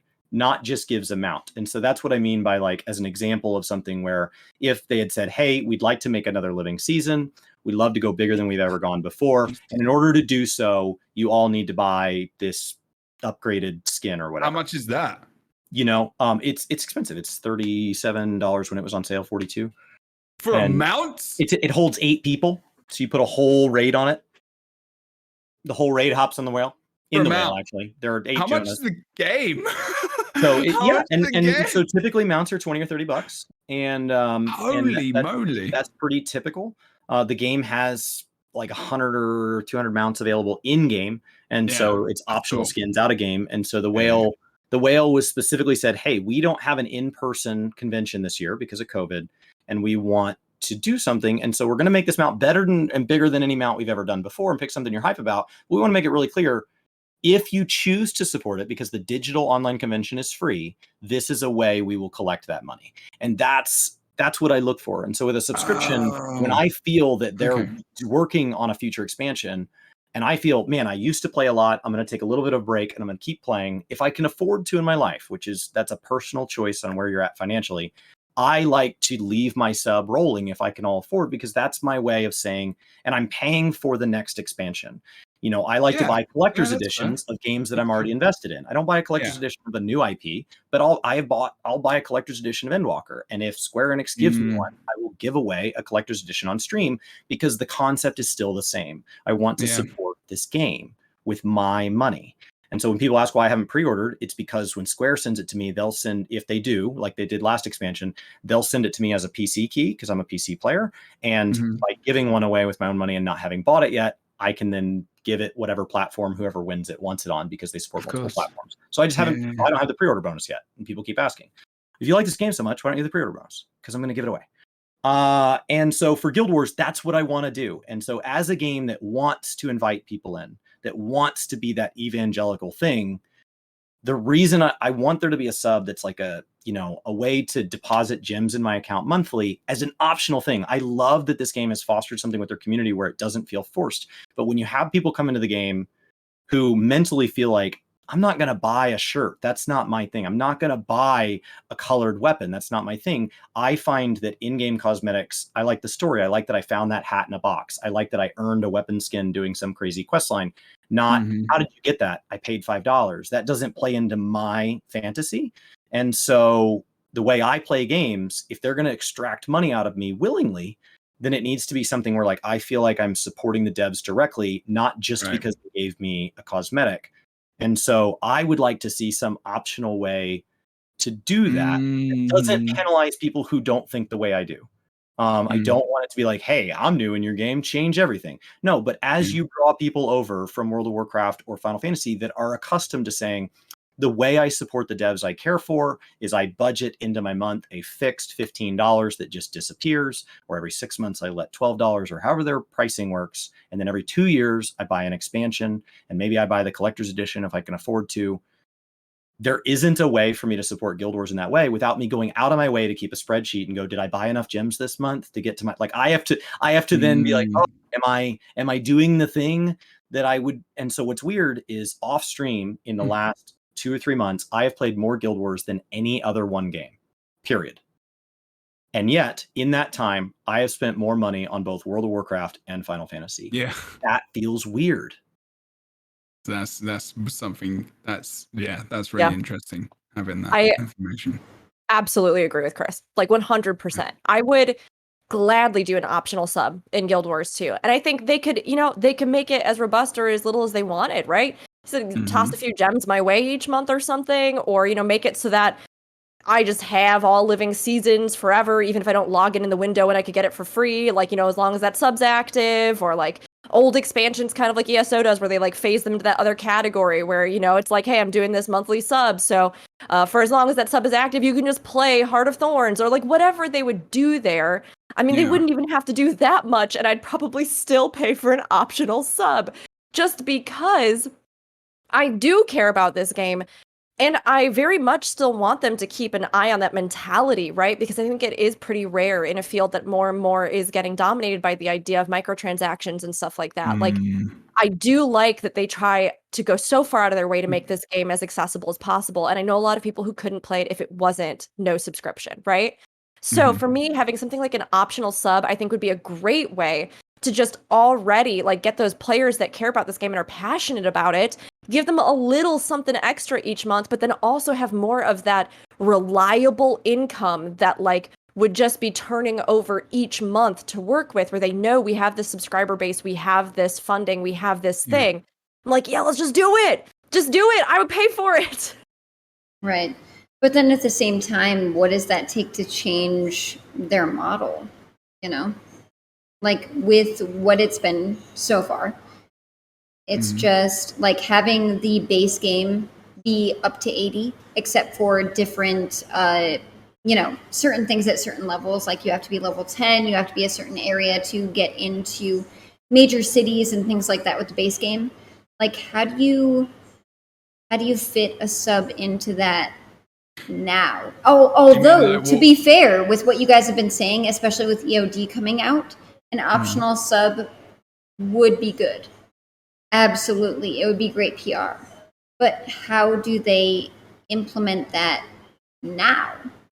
No. Do you mean especially what would be the impact on the community kind of thing, or what would be the impact generally on people, or do you mean like what would they actually give you? Gems? Well, we've had this discussion many times. Random fashion gems. Yeah. Some keys. They could say, hey, like one of those. But there are a lot of boxes things that you mail off, and they like, you paid $15, and we're gonna send you a crate to your house that has $22 MSRP, but it's not. It's junk that they drop shipped, and it's like, yeah, okay. There's a $12 value in here. That's fine. I don't like. That's It's not about that. Yeah. And if that's the way you play, but there's also all of those things that you could actually farm gold in game to purchase those things. Like the only thing that you can't farm gold for is Path of Fire and Heart of Thorns. Yes, but only if you have the time. People will pay for convenience, right? Absolutely. Like that's a huge thing. And if they're willing to pay that, then just let them. Like if you don't want to have to farm for that stuff, for sure. Do an optional sub. They could do something where they even give you like whatever amount of gems and a free immediately unlocked Black Lion chest each month or something. Like I'd be so fine with that. I'd be like, okay. I think a lot of people would. It's just the actual implementation of it, and if they have people to put that in motion, I guess. Like we've talked a lot about the difference between the dev teams and the difference between actually having things come out on a patch schedule. Like, do they actually have people that could keep that going? I guess is what I'm saying. I think in game development, and I've been privy to the conversations in many different companies like Epic, flipping ArenaNet, ZeniMax. Like many of us probably have been in these meetings when people. I'm not saying any company or specifically, but I think if they want to do a thing, they'll assign people to do the thing if they feel like it's going to be like important for them. But like, I kind of know what you mean. It's whether or not. And I think my fear would be if an optional sub did come out that how often that would be changed and adjusted and things like that, because I think I worry because of previous content. But they have actually, in a way, done this because, and it's not great, but it's okay. It's a one way of doing it. The packs that you can get, what were they called? Where you can get like a selection of different stuff. You get like the outfits, not the outfit stuff with the tools and all that stuff, but there's like a pack thing, and you can get like a mixture of different bits and bobs, and you can get keys and you can get stuff like that. And it was like this one-off purchase you could do. It's not the same as a sub because not every month. They definitely had an idea for it, like for something, not specifically a sub, but definitely like a sub. And I've been talking about this for a long time, ever since like Heart of Thorns, I think, where you just have and then comparing it to ESO, where actually ESO sub I like, but I also don't like, because I feel like you have to get it because of crafting. And I don't like that part of it. I think it's bullshit, actually. Many stream, and I don't care. I'm an ESO stream team partner. I don't like it. They know my feelings on it, but many people don't argue against it because it's just been there forever and it's just a thing. It doesn't matter.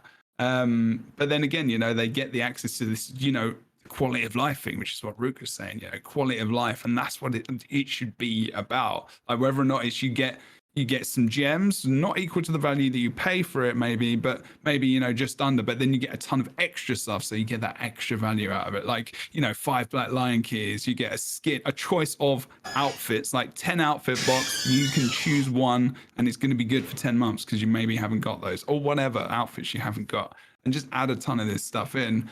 And just be like, yeah, cool. You get some experience boosters, maybe, and there's content where you need this sometimes, like masteries and stuff. It's nice to have these extra bits and bobs.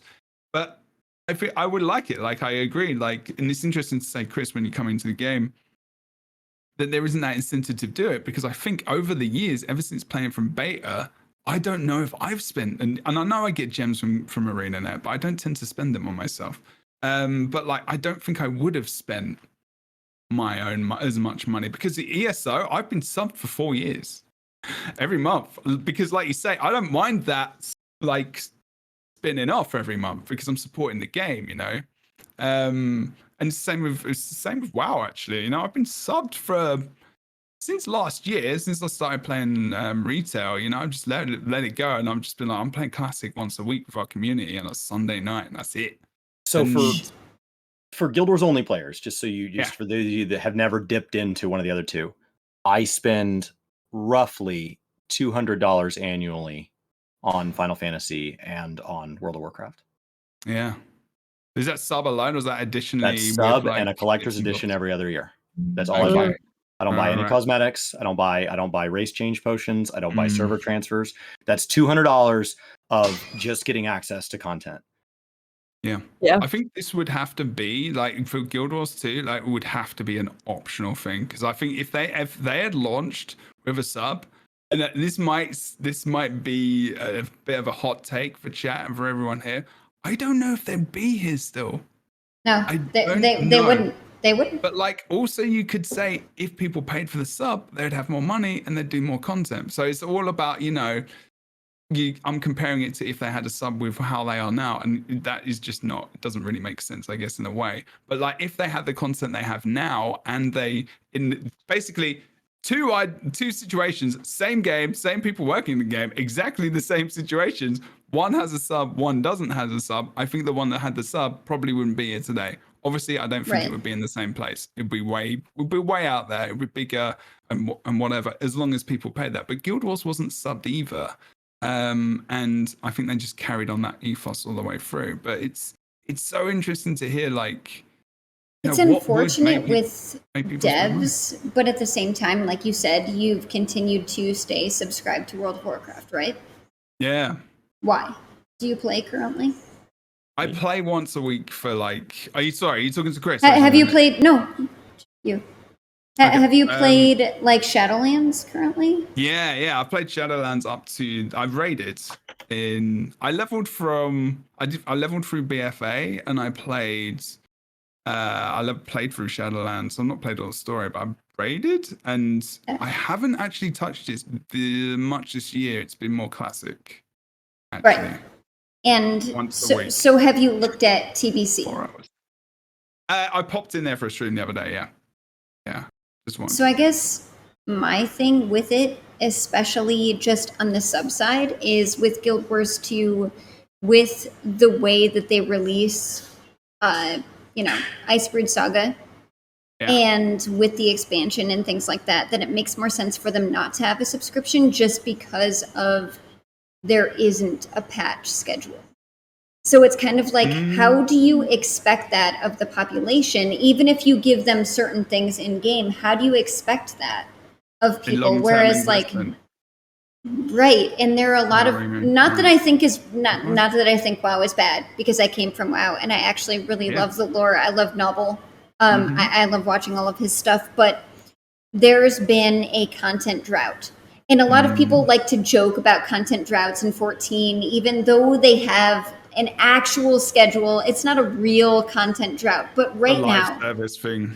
It's just a live service thing now, right? Exactly. And right now for World of Warcraft, especially for Shadowlands, there is a real content drought. They don't know when the next patch is going to be, but they expect you to be subscribed, especially for their failsafe, which is classic. And that's honestly, honestly, that's what it feels like. Like I started playing at the end of TBC.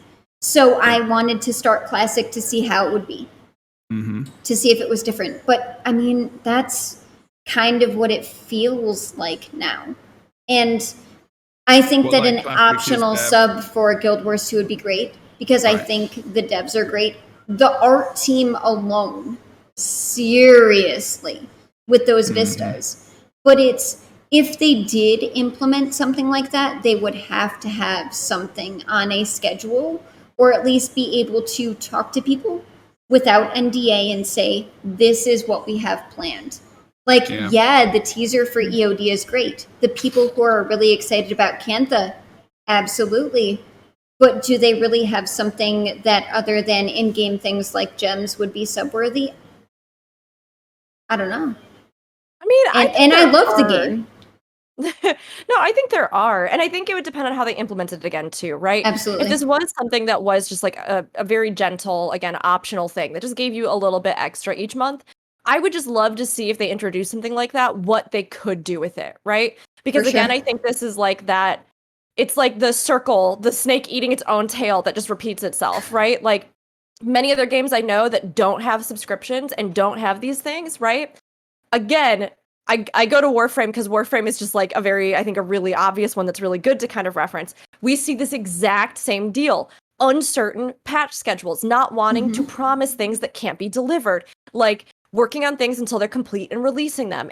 And all of that to be said, this past year, Guild Wars 2 has been on a much, much more reliable cadence. Absolutely. Even through the pandemic, they like have stayed on and even like been ahead of some of their schedule, which I think is a really big push. That, like, again, earlier when we were talking about management, right? There is somebody higher up that is realizing what we are, that this is a problem that the community needs to hear more and is trying to address it and trying to get things out more regularly with more communication and more direct feedback, which is a really good change. Keep doing this. It's so great. Yes. Gosh, it's so good. But it is one of those things where obviously you can't introduce a sub to a game that's never had a sub. The community will riot. But if you do something that is like an optional sub and you make it very clear this is just another way that you can support the game, and then if you get enough support from that you are able to do more than you were before, and you can start implementing these things that need to be implemented, then I think that just gives you more traction. But is it like kind of the opposite of almost all other MMO models? Yes, because most models will start with some kind of sub, then eventually add some kind of like, well, but here's this thing you can do. It's like, but we have free to play, but not really, but kind of, but now we're fully free to play because please play this game. Please, please, please play this game, right? So it's like, it would be a risk. It would be something that I don't think is a precedent in the MMO community to do this almost the opposite and be like, we are looking forward to the future and we believe that we can build your trust and we believe this investment can be worth it. So we're going to just put a little something in, you know? But I would love to see what they can do if they more reliably have the understanding of like the scope and finances each month to know what they could do on a more regular schedule. And I really think that's why games like 14 are able to do something like that. Now, what exactly is happening with WoW behind the scenes that they still have, you know, a huge amount of subscribers and they've been like the long-standing king, even though obviously some other MMOs are really coming up there, and yet they have no content and no news? We have no idea. Some kind of internal thing. It's very weird. But up until this point, I mean, I think we've seen with many other games that have this submodel that there seems to be a direct correlation between what they can do regularly, reliably, and announce with certainty and confidence for the most degree, and like games that don't have this that seem to be way more ambiguous. Oh, renting cosmetics. No, I absolutely agree. I absolutely agree with everything you said. And the other thing is too, is it's like if they were to implement a model like that, would they have to have things on a certain schedule? I guess that's what I'm asking, especially for, you mentioned Final Fantasy 14. So it's kind of like, even if they don't do a dungeon, even if they don't do, Savage or Ultimate or put that on hold, they have story, which is amazing. They've had Bozja, which is amazing. They've had Relics, which was great, which even brought you back to Heavensward areas, which is amazing. And it's like, they have all of that, and especially the love of the devs for people willing to subscribe. So what would ANET have to do to achieve that, I guess, is the question. It's like probably a big ominous... Yeah, that is sorry. A podcast itself. No. Yeah, right? I want to like maybe leave that question in the ether, I think, for chat and maybe for us to maybe think about, because I feel like I could do a podcast about this. Absolutely. And it would be quite long. It would be lots of Sorry. stuff. No, don't apologize. I love it. I love the conversation. This is good. This is the thing where you get to talk to people who are interested in the same shit that you are. Things like this happen. I'm very conscious of the time because it's getting I like, you guys have had a long day as well. It's been a long day. It's been a good day. I'm going to end with a couple, maybe one more question, maybe two max. 2 is too much. We'll go on for another hour. Might be 2, yeah. I'm just going to go for the basic thing. I guess, like, I did have thoughts about, like, Guild Wars 2 Future and stuff like that. I guess we've kind of talked about that a little bit. We talked about what you spend money. Yeah, we've gone through quite a few of these questions actually. Do you spend money on in Guild Wars and MMORPGs? We've kind of talked about that. Would you recommend Guild Wars 2? BirdofChess. Yes. Yeah. Top 3 reasons why. You don't have No, to I don't feel like elaborate. No, I'm kidding. Yes, I will always 100% of the time. I'm just trying to define it into 3 things rather than like there's so much now. I will now begin my dissertation on Guild Wars 2. No, I mean, really, when it comes down to it, we've talked a lot about what we love about this game, this whole cast, right? There's been a lot of stuff in there that I think we've discussed. And honestly, would I recommend Guild Wars 2? I would, and I do all the time, every day, even when I'm playing other games, even when I'm not streaming. You know, I think that this is a game that is creative, it's innovative, it does something different. And yes, there are stumbles. There are stumbles in any game. There are stumbles in any dev team, in any community, in anything, right? It's just how it goes. But called growth, people. Yeah, like playing as many MMOs that I do, I've seen the direct influence that I think, gosh, even WoW has just had on the MMO genre as a precedent. And Guild Wars, from Guild Wars 1 to Guild Wars 2, has done something that is different. And they do something that is different. And you can see from the team that's worked on it over the years, the love, the humor, the fun. You can see from the community, the connection, what engages them, what's exciting. You can see as the game has grown how it's changed, how it's dared to do things that I think have just been different in this genre. And also, I mean, just the story and stuff is good. It's great and refreshing to have a fantasy world that's diverse, that's interesting, that, you know, has everything from like representation of different cultures, nations, fantasy kind of conceptions, races, people, to, you know, great LGBT representation in the game. They have been doing their thing just here alongside these other behemoths of games. And they have still managed to foster a really passionate community that is just so exciting to be engaged with. So for me, yes, I would recommend it. I mean, really, you're not risking anything to do it. You know, like when I tell other people, like, I'm like, try this new MMO, and they're like, how much will it cost? And I'm like, oh, little caveat on that. So you are going to have to get the base game, but then you have to get both the expansion because that's where it gets good. And then you're going to have to get this and this and this, and then you're going to, you know, probably want to buy that. Oh, and you got the subscription, so that's going to be like, that is something that can be daunting to people. And, you know, it's not the case with every MMO. But with Guild Wars 2, I literally just say to people, the whole base game is free. There's no sub. So there's literally no risk for you to try. Like, go in, play this game, give it a chance, ask people. Because if you don't know all of what it offers at first glance, it's there waiting for you to discover it. And people will help you find it. And you will probably find something to connect to in it. And like, whether you're playing it full time or you're playing it on the side alongside other MMOs, I think it's just a really cool, unique game that has some really wonderful people in it and working on it, and content creators surrounding it that like deserves recognition. It deserves support. And I really do think that even if there are stumbles, the victories and the memories in this game are so worth it, because gosh, I mean, like, it just deserves to be acknowledged alongside these other games. And although there have been rough periods, the fact that they've hung in there, the fact that the studio has stayed together is a testament to not only the players, but also to the developers and the studio that makes it. And I'm always going to be here cheering it on. And I'm really excited when people try it, because I think they might find it a really big, refreshing breath of fresh air. Damn. That was an answer. This ad paid for by Arena. That was like, that could have been an ad. That could have been an advert right there. Damn, that was good. You're always good with your words. Probably heard that many times. Yeah, I really liked today when I talked about how I made a character because of her bazongas. I felt like I'm really good with my words. You turned it round, though. You turned it round. Respect. There we go. Okay, so a very short answer from Rook there. I'm going to space it a little bit because I feel like we're going to get many. We might get a few long answers. Jebro was like, oh, this is the end question. No.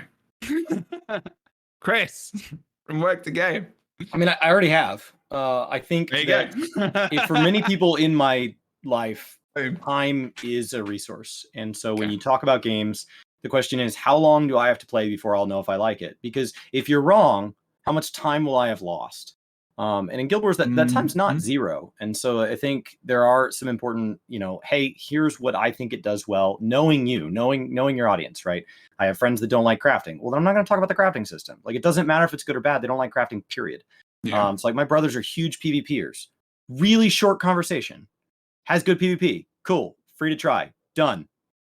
Oh, yeah. Done. Like, it's super easy. But my friends that are like, hey, I'm more into deep gear progression systems. Hey, okay, well then we need to have a longer conversation and see if this is something that you have time to get what you're going to want out of it. And so I think there is a lot here. I think it's good for a lot of players.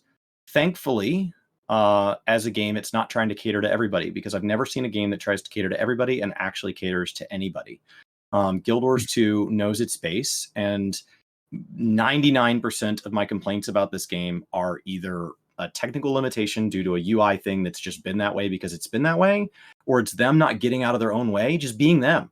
Like, they're doing something that has an identity, whether they know it or not.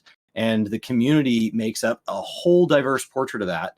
And I think it's awesome. And so if you fit within that, or you'd like to try fitting within that, there's definitely room for you. And it's really easy to try cost-wise. It's just a question of, do you have the time to give it the amount of impression? Like, well, I have 15 minutes. Okay, well, if that's all you're going to give it, then don't even waste the 15 minutes. Like, play something else. It's not going to get there. So yes, I can absolutely recommend this game as somebody that, if what I do publicly is I talk about MMORPGs. And so 99% of the people that ever hear my voice on any platform, I know are already probably somewhere within the spectrum of an MMORPG fan. And I think Guild Wars is doing some really interesting stuff. I think because of the lateral progression, and I think because of the emphasis on PvP, I think because of things where they come in and do these events that do like no downstate or extra fractal stuff or extra world, inviting you to kind of make a little bit of sandbox without having to bite off all the sandbox of something like EVE Online. I think it's really approachable as a game that can, as an easy ask, doesn't have to be your main game when you try it. Whatever you're doing gaps out. Final Fantasy has gaps. World of Warcraft sure as crap right now has gaps. Games have gaps, whether they're a gap because of what you play, or they're a gap because the devs need space. Guild Wars, I think, is a great game, if nothing else, to fit in that gap. And if you choose for it to be more, they really don't seem to mind. They really just seem to be like, come and go as you please. We're not even good at asking you for money. Like, don't even worry about it. Like, I saved your character for you, and it's still relevant. You're good. You're good. As a matter of fact, if you come back right now, I'll hand you the living season you didn't want to pay for free, because I just want to make you happy. And a legendary as well, if you want it. I just want to make you happy. Good points, actually, yeah. I mean, they're actually doing something really different, which we haven't really experienced before, and that is by bringing back the Living World story stuff with additional achievements, with the idea that you can get a legendary trinket if you complete all this stuff. You get that fully, that's just free, and then you get a voucher for like a precursor in the next expansion, and they've never done that. That's actually a lot of that's like crazy value, like in terms of the stuff you can get, because legendaries aren't easy to get. Like, you can spend money, but you still need to get the money to do it. Like, you need, it's just like, it is actually a really good selling point for like the future of the game and the expansion. Chat's just going. Chat's been wild today. Look at Zandri is off on one in chat as well all the time. This is good. I'm loving this.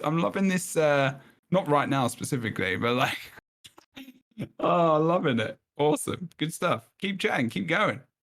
We're still talking about. There's people talking about this. I was only flirting with Rook. That's all that was happening. Oh, that was from before. Okay, Don't worry about it. Sandra and I are just doing our thing in chat. Carry on. That's okay. Awesome, Chris. Thank you very much for that. Zen, what would you recommend? I mean, as you're playing it right now, I mean, you've probably done the same. You've probably recommended it as well. You're creating content. Would you generally recommend this game to people? Yeah.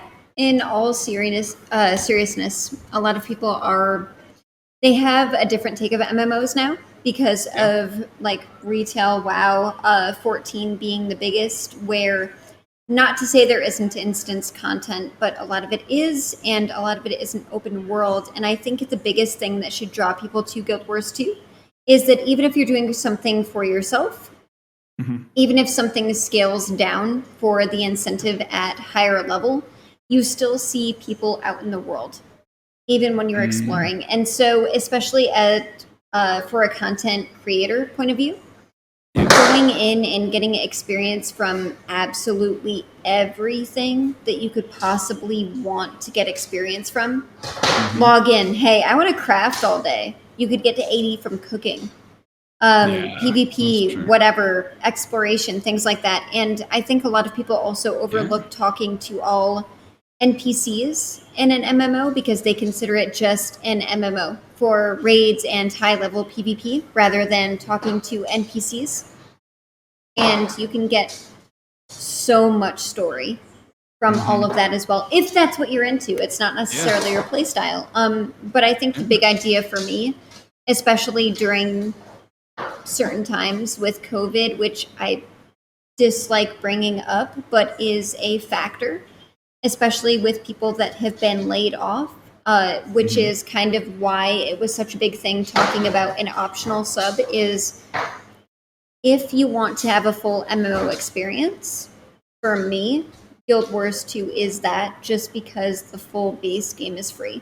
Regardless of having any bars at certain levels, things that you have to unlock, mastery, mastery points, hero points once you get to 10, waiting until you're 10 to get to a city, things like that. I just feel like it's actually the most basic MMO feel you could possibly get without actually having to spend any money, which is why I think an optional sub for devs would be amazing, especially with the amount of devs they actually have working on the project. Those that they took from IBS for EOD, canceling Dune, things like that. But honestly, and I'm not just saying it because it's romantic with my fiance, I actually think this is probably the best MMO experience I've had through stream and YouTube, because I could stream and just not pay attention to chat and be like, this is what I'm doing today. I'm going to explore Lorinar's Pass, which is my favorite so far. And I'm just going to take screenshots of everything. Like, it's just, it's phenomenal. And I honestly think the idea of implicating weapon swaps and having combat be that intuitive with 3 different trait lines for a build, it's so nice. Hot take. Used to be Let's 5. back up a little bit. I know. I've heard. But it's a lot of people actually subscribe for things and wait for patches for other games to be able to get that gear treadmill to do Savage or Mythic or Heroic or whatever. And there are specific, it used to be specific talent trees that were perfect. It used to be specific gear that was perfect, specific rotations that were perfect. And people could go into raids and auto attack in Guild Wars 2, obviously. But in open world and PvP, there's so much extra. And a lot of people might think that the combat looks simple because you have less buttons to use. But oh my gosh. Elements, kits. No, seriously though. People have said that. The combat is simple.